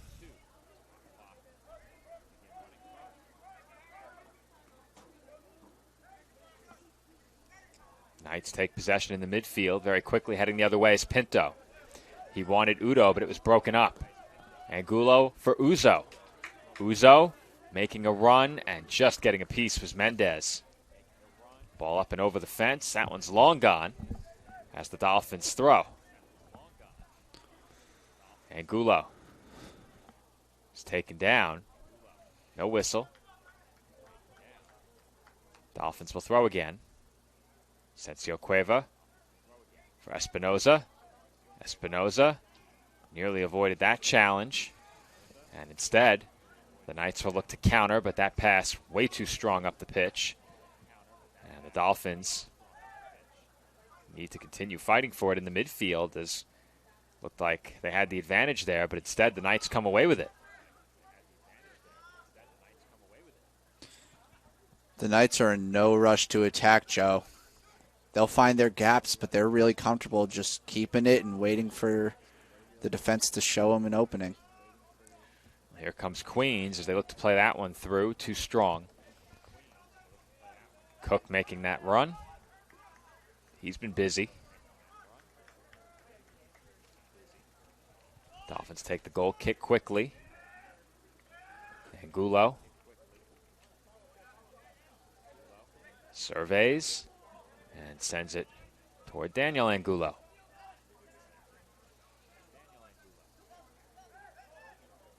Dolphins give it away in the midfield circle. And Espinoza nearly turned that into a goal-scoring chance. Johnson with a dangerous pass. If Espinoza knocks that down in front of him, he is in on goal, one-on-one with the keeper. Just didn't get the fortunate bounce, Joe. Sometimes the ball doesn't bounce your way. Not much he can do there. But the Dolphins really could use one of those bounces going their way right now. Johnson will take the free kick, or at least it appeared so, as Martinez Paquette will line up behind the ball now. And he will play it long, where Thompson is there waiting. Curlew for Angulo. And that was taken away by the Knights, but it pinballs around and finds the foot of fortune, Uzo. He gives it up to Angulo. Now Curlew.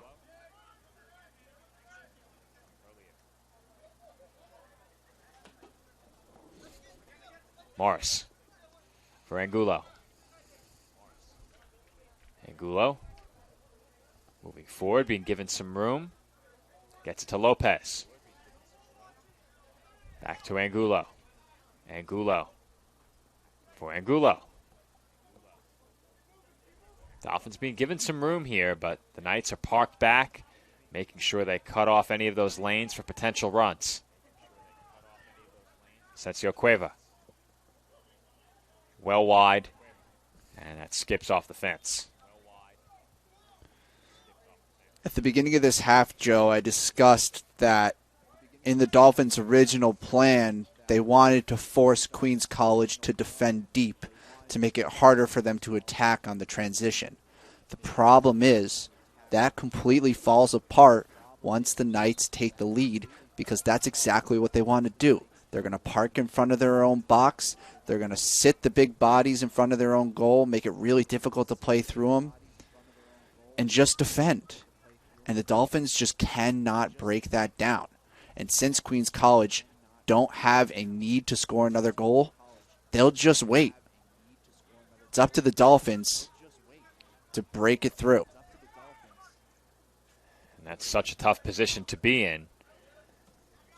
The good news for the Dolphins is that they have already registered a point in conference play. It's still early in the conference season, but you hate to be winless in your first three, even with that tie against a solid Mercy team. There's still time, but that time is dwindling quickly, and you said it, the way the Knights have parked themselves back defensively, it's going to be very tough for the Dolphins to score twice. One goal changes everything, and that's what CSI is looking for here, as Morris avoids a challenge, gets it to Uzo. Uzo back to Angulo. He sends one in toward Peterson, but Uzo, off the bounce, is able to play it far side for Asensio Cueva. Asensio Cueva looking. Wanted Angulo, and a strong tackle there by Gomez. The Knights look to capitalize, and instead, that counter is shut down by a Dolphins foul. Well, it was a smart foul in principle by Asensio Cueva to prevent the counterattack. What was not smart was kicking the ball away in frustration. You can understand the emotion, but you have to remember that that's an automatic yellow card. And now he's been cautioned. Still about 20 minutes left and still potential for more frustration to build. Got to keep a cool head.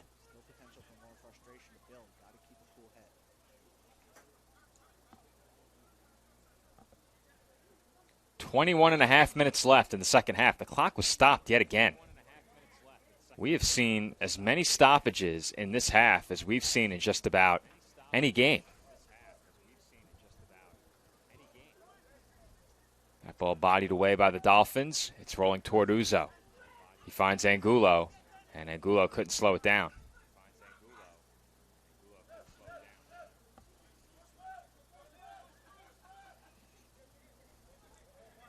Knights taking their time as they work toward the midfield. And Udo goes down.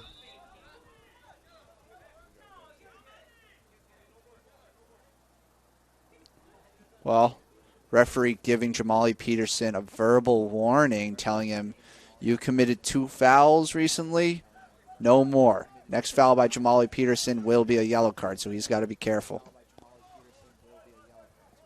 That ball sent toward the far sideline. Knights now working toward the center of the pitch, but poor pass there. Perhaps a bit of a miscommunication. The intended target was Juan Mangalu.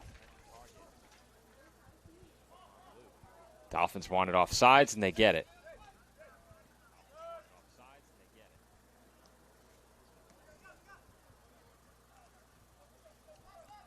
Here comes Espinoza working against 3 defenders. And he sends one high.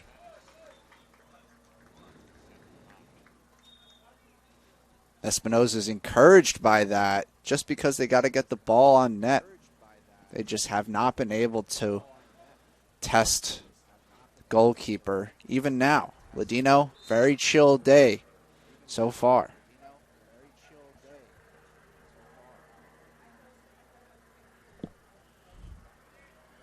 It's going to be another goal kick for Queens. Inside of 19:30 to play in the second half. The Dolphins with just 2 shots on goal, a couple of corner kicks. Only 4 shots on goal for Queens, but 2 of those have found the back of the net. 5 corners for the Knights, and a plethora of fouls in this one.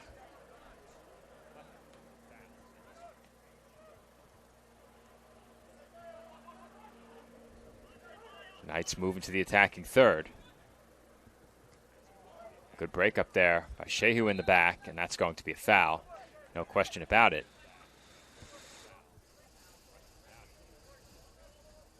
David Akpan whistled for the foul. Another very tall player, 6'3". There's good dribbling by Angulo, who does draw the whistle.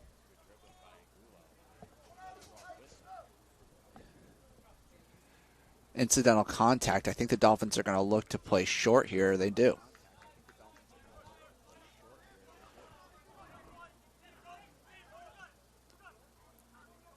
Asensio Cueva inadvertently tripped up one of the Knights. I think that's Pinto. He went down, drawing the whistle. Free kick for Queens. Well, I can tell you the referee's doing an interesting job of controlling the tempers in this game. In the second half, he's been a lot more strict on what is acceptable contact and what is not. 22 fouls, 7 yellow cards thus far. 23.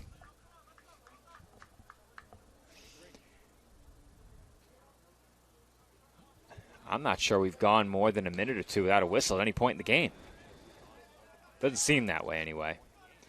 Mathematically, it doesn't quite work out, but it seems like we've had a whistle every couple of minutes at least.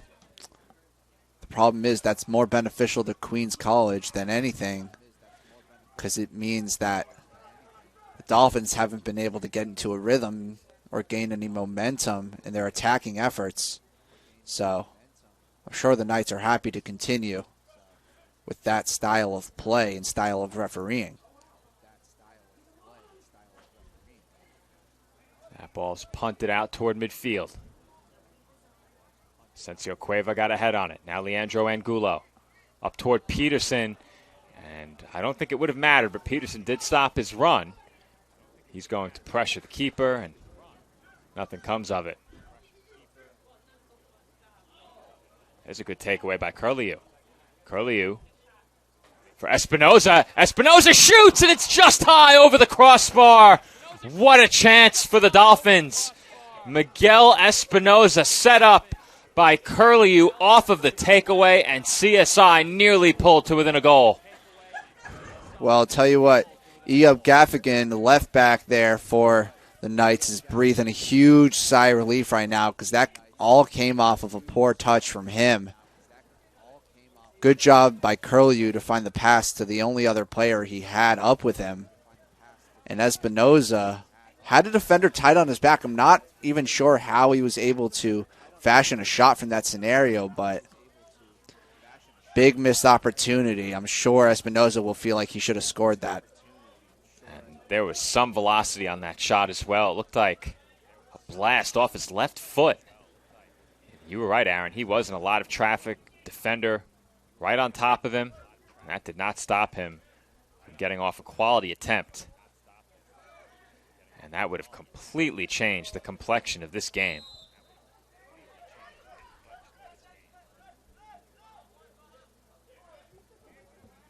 We have another foul.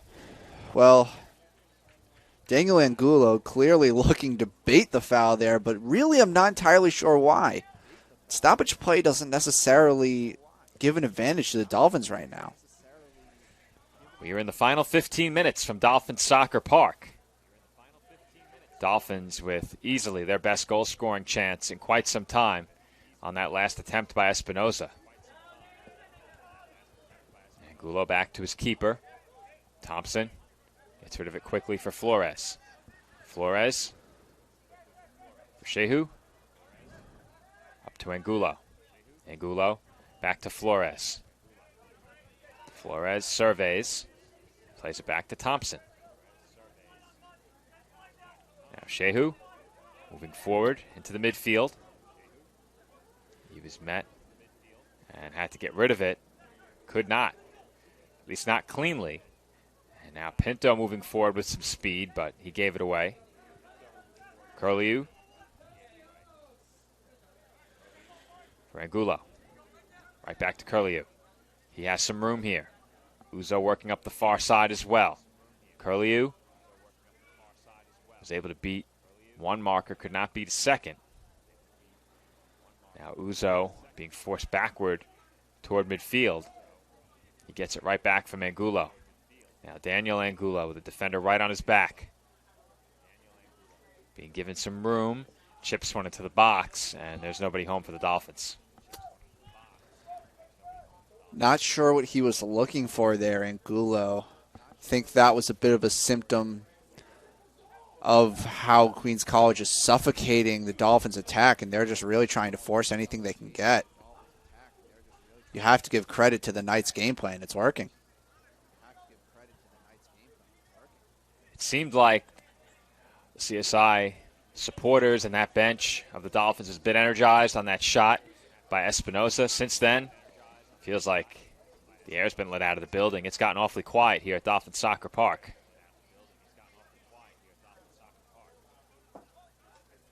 That shot goes for the Dolphins. The complexion of this game completely changes. Without a doubt. Not only does it put you within one score of your opponent, but gives the energy back to your home fans. They've stopped the clock again, this time at 12:45. With Queens leading, the clock will stop should they make a substitution in the final minutes.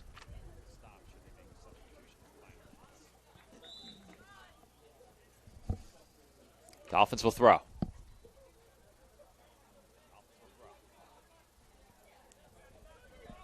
Deplin for Morris. Quickly redirected toward Peterson, but it was knocked away from him by Gaffigan. Udo is pushed. Clear push there by Morris.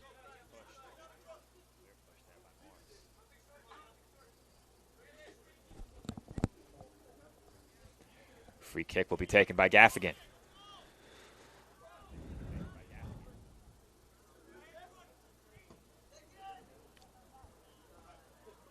And Thompson punches it. He had Ackman right underneath him. Wasn't a foul. He played the ball cleanly. It was actually an offside call on Queens number 25, David Ackman. Angulo, with under 12 minutes to play, sends one toward Peterson, redirected for Espinoza. And the Knights take it away again as they will clear across midfield. Asensio Cueva. Back to Flores. Deplin. For Angulo. Angulo. Toward Espinoza. And he won't get there.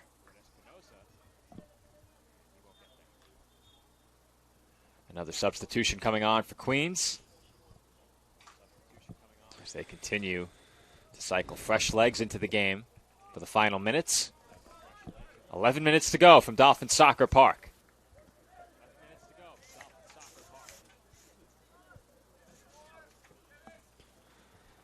That's sent across midfield. Morris heads it along the near side, but it rolls over the touchline. Throw in for the Knights.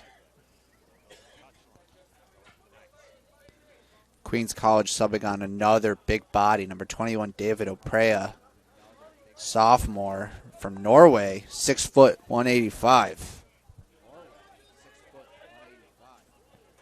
Deplin tracks this one down along the near side and sends it into the midfield.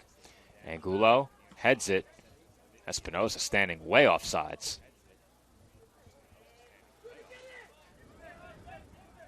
And Deplin keeps it in at the urging of one of his teammates. At least it sounded that way. He plays it back to Thompson. Thompson just got it away, vacates the net, and that could have been trouble, as it looks like Thompson may have stepped on someone's foot. He looks a little uncomfortable there, both in terms of being pressured on the ball and physically. I think he stepped on Ackman's foot because Ackman just walked right off the pitch. I'm not sure if they sent a substitution in for him or not, but he's walking off. Looks like they did put in a substitute. Okay, I thought so. Found it a bit odd that he walked right off. That would have been strange. Just over 9 minutes to play. Angulo for Deplin. Deplin for Curlew. Up to Peterson. Peterson avoids one challenge, works toward the near side. And that hit Peterson last. Might have caught him in the face. But the Dolphins are awarded the throw. And the Dolphins, seeing what we saw, will take Amari Thompson out of the game. And he definitely appeared to step on somebody's foot. Nicholas Shields will come in. And will finish this game in net for the Dolphins. Well, I hope that Thompson's okay. That would be a big blow to what has already been a disappointing game. Uzo shoots, and that is just over the crossbar. Quality attempt there with the left foot by Uzo. Uzo, a player that just hasn't really got it going today. Before the game, Coach Kuba told me that Fortune Speed is a difference maker. And they just have not been able to utilize it to its full extent this game. Morris chipped it in the air, and Angulo came down with it. He plays it back to Deplin. Now under 8 minutes to play. Angulo for Peterson. Back to Angulo. Up ahead to Morris. Morris trying to settle underneath it. Udo all over him. Morris for Peterson. Peterson gains a step and lost possession. Udo tried to clear. He goes down. Play continues. No whistle. Angulo sent that off 2 Knights. And a bit of a risky play there as Curlew nearly took it away. And the clock is stopped again. Udo shaken up, and the trainer is waved out onto the pitch. He is writhing, Joe. It does not look pretty. Clearly in intense pain. They're going to check on him. He hasn't attempted to get to his feet yet. Looks like he's favoring his right leg, but always tough to tell when a player's down on the ground. I think it's the ankle, Joe. Can't tell for sure, but that ankle is not moved. Well, our crew knows about my history with ankle sprains, one of which occurred directly before one of our games on Sportsnet last year. Unfortunately, I was a one-man setup crew. I had to set up our stats, our broadcast, our public address, our scoreboard, and when setting up the connection from our public address system to our computer, I had to go up and reach a box that was probably about maybe 11 or 12 feet off the ground, so I had to stand on a bench to reach it. And when dismounting the bench, my foot rolled right on the leg. Oh. It was one of those metal dugout benches with the very wide cylindrical legs, and I was in quite a bit of pain for quite a bit of time after that. Wasn't exactly moving well the rest of the day, but we got through it. We called both games, and we went home and iced it up. Hopefully ice is enough of a fix. Udo did walk off under his own power, so at the very least, it doesn't appear to be anything too serious, which is always good to see. Ankles are one hell of a joint. They can endure a whole lot of flexibility and overextension.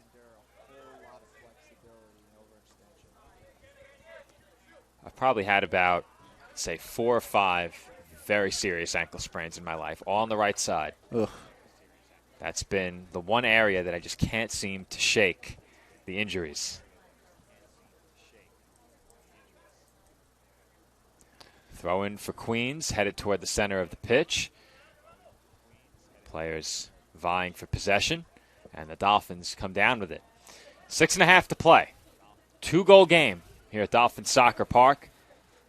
Dolphins need a score, and they need it quickly. The Knights looking to keep their win streak over the Dolphins alive. Cook got it away. Ball now in the center of the pitch and taken away by Leandro Angulo. This is Daniel Angulo, and he was unable to avoid the challenge by Johnson. Cook working against Flores, chips it in the air. Flores shielding him off the ball nicely. And that's good defensive play by Flores. Stephen Adebisi has entered the game for the Dolphins. I believe he replaced Jamali Peterson, who made his way off following that last stoppage. A little bit of fresh legs. Hopefully that energy can provide something that the Dolphins have been missing all game.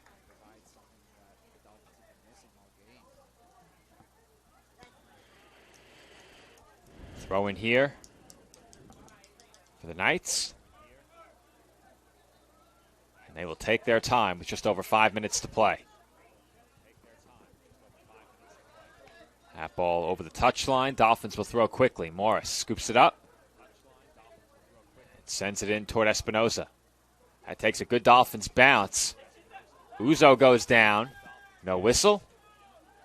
And the Knights are able to get to it. That was borderline, but the referee judged it to be fair contact. CSI supporters don't like that, as the clock is stopped and Uzo is down. Good show of sportsmanship there by Harold Lambus to help him out. Stretching that leg. Just a little bit of cramp. By the way, if you look at Fortune Uzo's right shin, somehow his shin guard, I think, is just sticking to his leg. Either like that he or has tape over it. I was about to say, either that or his shin guards are completely gone, and that's just tape. That's headed in the air. And Asensio Cueva will clear it away as the Dolphins concede a corner. Nicholas Shields still trying to build his confidence in this game. He doesn't really want to come out. That could cause a problem here in this corner kick. But it looks like Queens might just hold it in the corner. They might not even cross it in. Asensio Cueva and Leandro Angulo, along with Daniel Angulo and Brian Curlew, have not come out of this game as this ball is loose in front. No whistle, and it was cleared away by the Dolphins. But CSI with 4 players who have played the full 85 minutes so far. Uzo has also played 72. Shehu 77.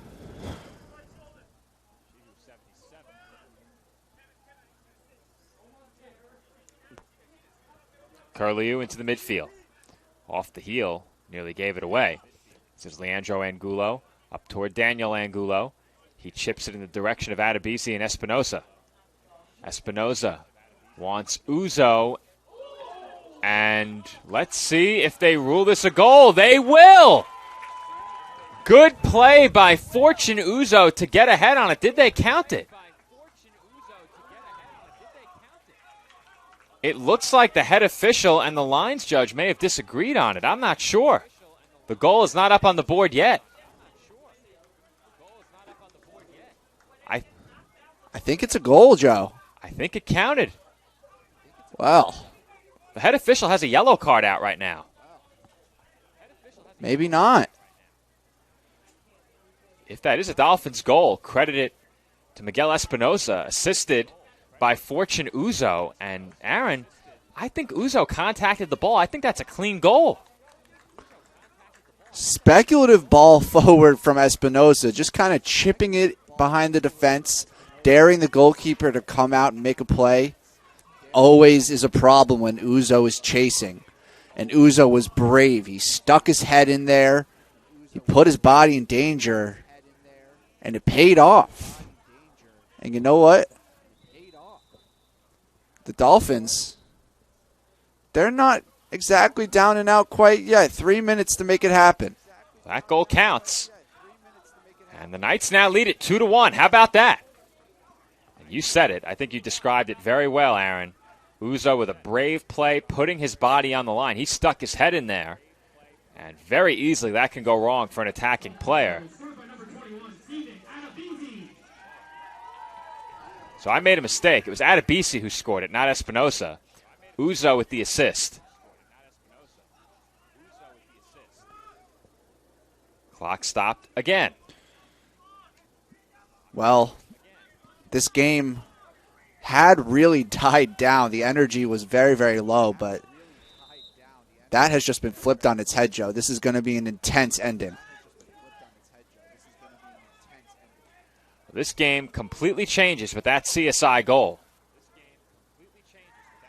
And I have to admit, I was a bit shocked they counted it. You see that kind of contact? They usually won't let it go, but I think the official did a good job there. That's the right call. Uzo contacted the ball with his head. I don't think he ever made contact with the goalkeeper himself. I think the goalkeeper initiated that contact on the follow-through. I agree, Joe. I mentioned earlier in this game how goalkeepers often get the favor of the referee, but it was a fair challenge. There was contact for sure, but both players went for the ball in a fair way. Well, the Knights, if given the opportunity, will certainly look to run out the clock, and it looks like Cook is a bit shaken up. And all of a sudden, the CSI sideline is energized as Adebisi couldn't get there. And we have another player down in the midfield, and a yellow card has been issued. It looks like Miguel Espinoza has been shown the yellow. And we have had quite a few cards. We were at 7 earlier. We might be at 10 now. We're either at 9 or 10.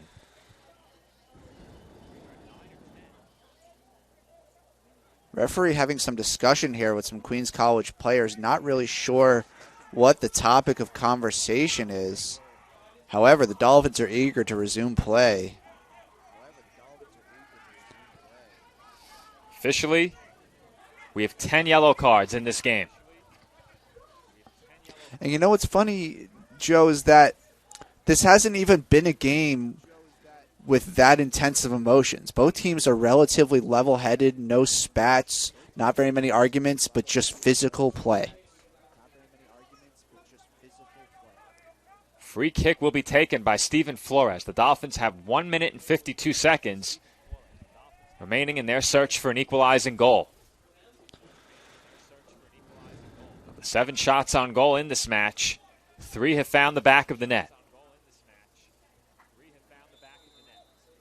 Flores. Long ball into the box. And it's loose, but Uzo was not facing goal when he got a foot on it. The keeper, Ladino, had come out of net. Dolphins will look to throw quickly. Just over 90 seconds remaining. Angulo for Deplin. Deplin moving forward, barely got it away. He stumbles as that ball rolls down toward the corner. And throw-in is the call. That's a big call. Dolphins will certainly prefer that to a goal kick for Queens, as the Knights will take their time. 1:10 remaining. Long throw taken by Queens. Cook able to head it toward the Dolphins' goal. Flores will send it in the air. Ball headed near the top of the box. 1 minute remaining. Angulo goes down. Play continues. No whistle. Ball still in the air. The Knights will probably look to clear it if they can, and they are able to do so. Deplin will throw with 45 seconds remaining. He gets it to Angulo, who looks to turn. Angulo into the center of the pitch. A good ball for Leandro Angulo, looking to play a man through and could not. That's cleared over the far side.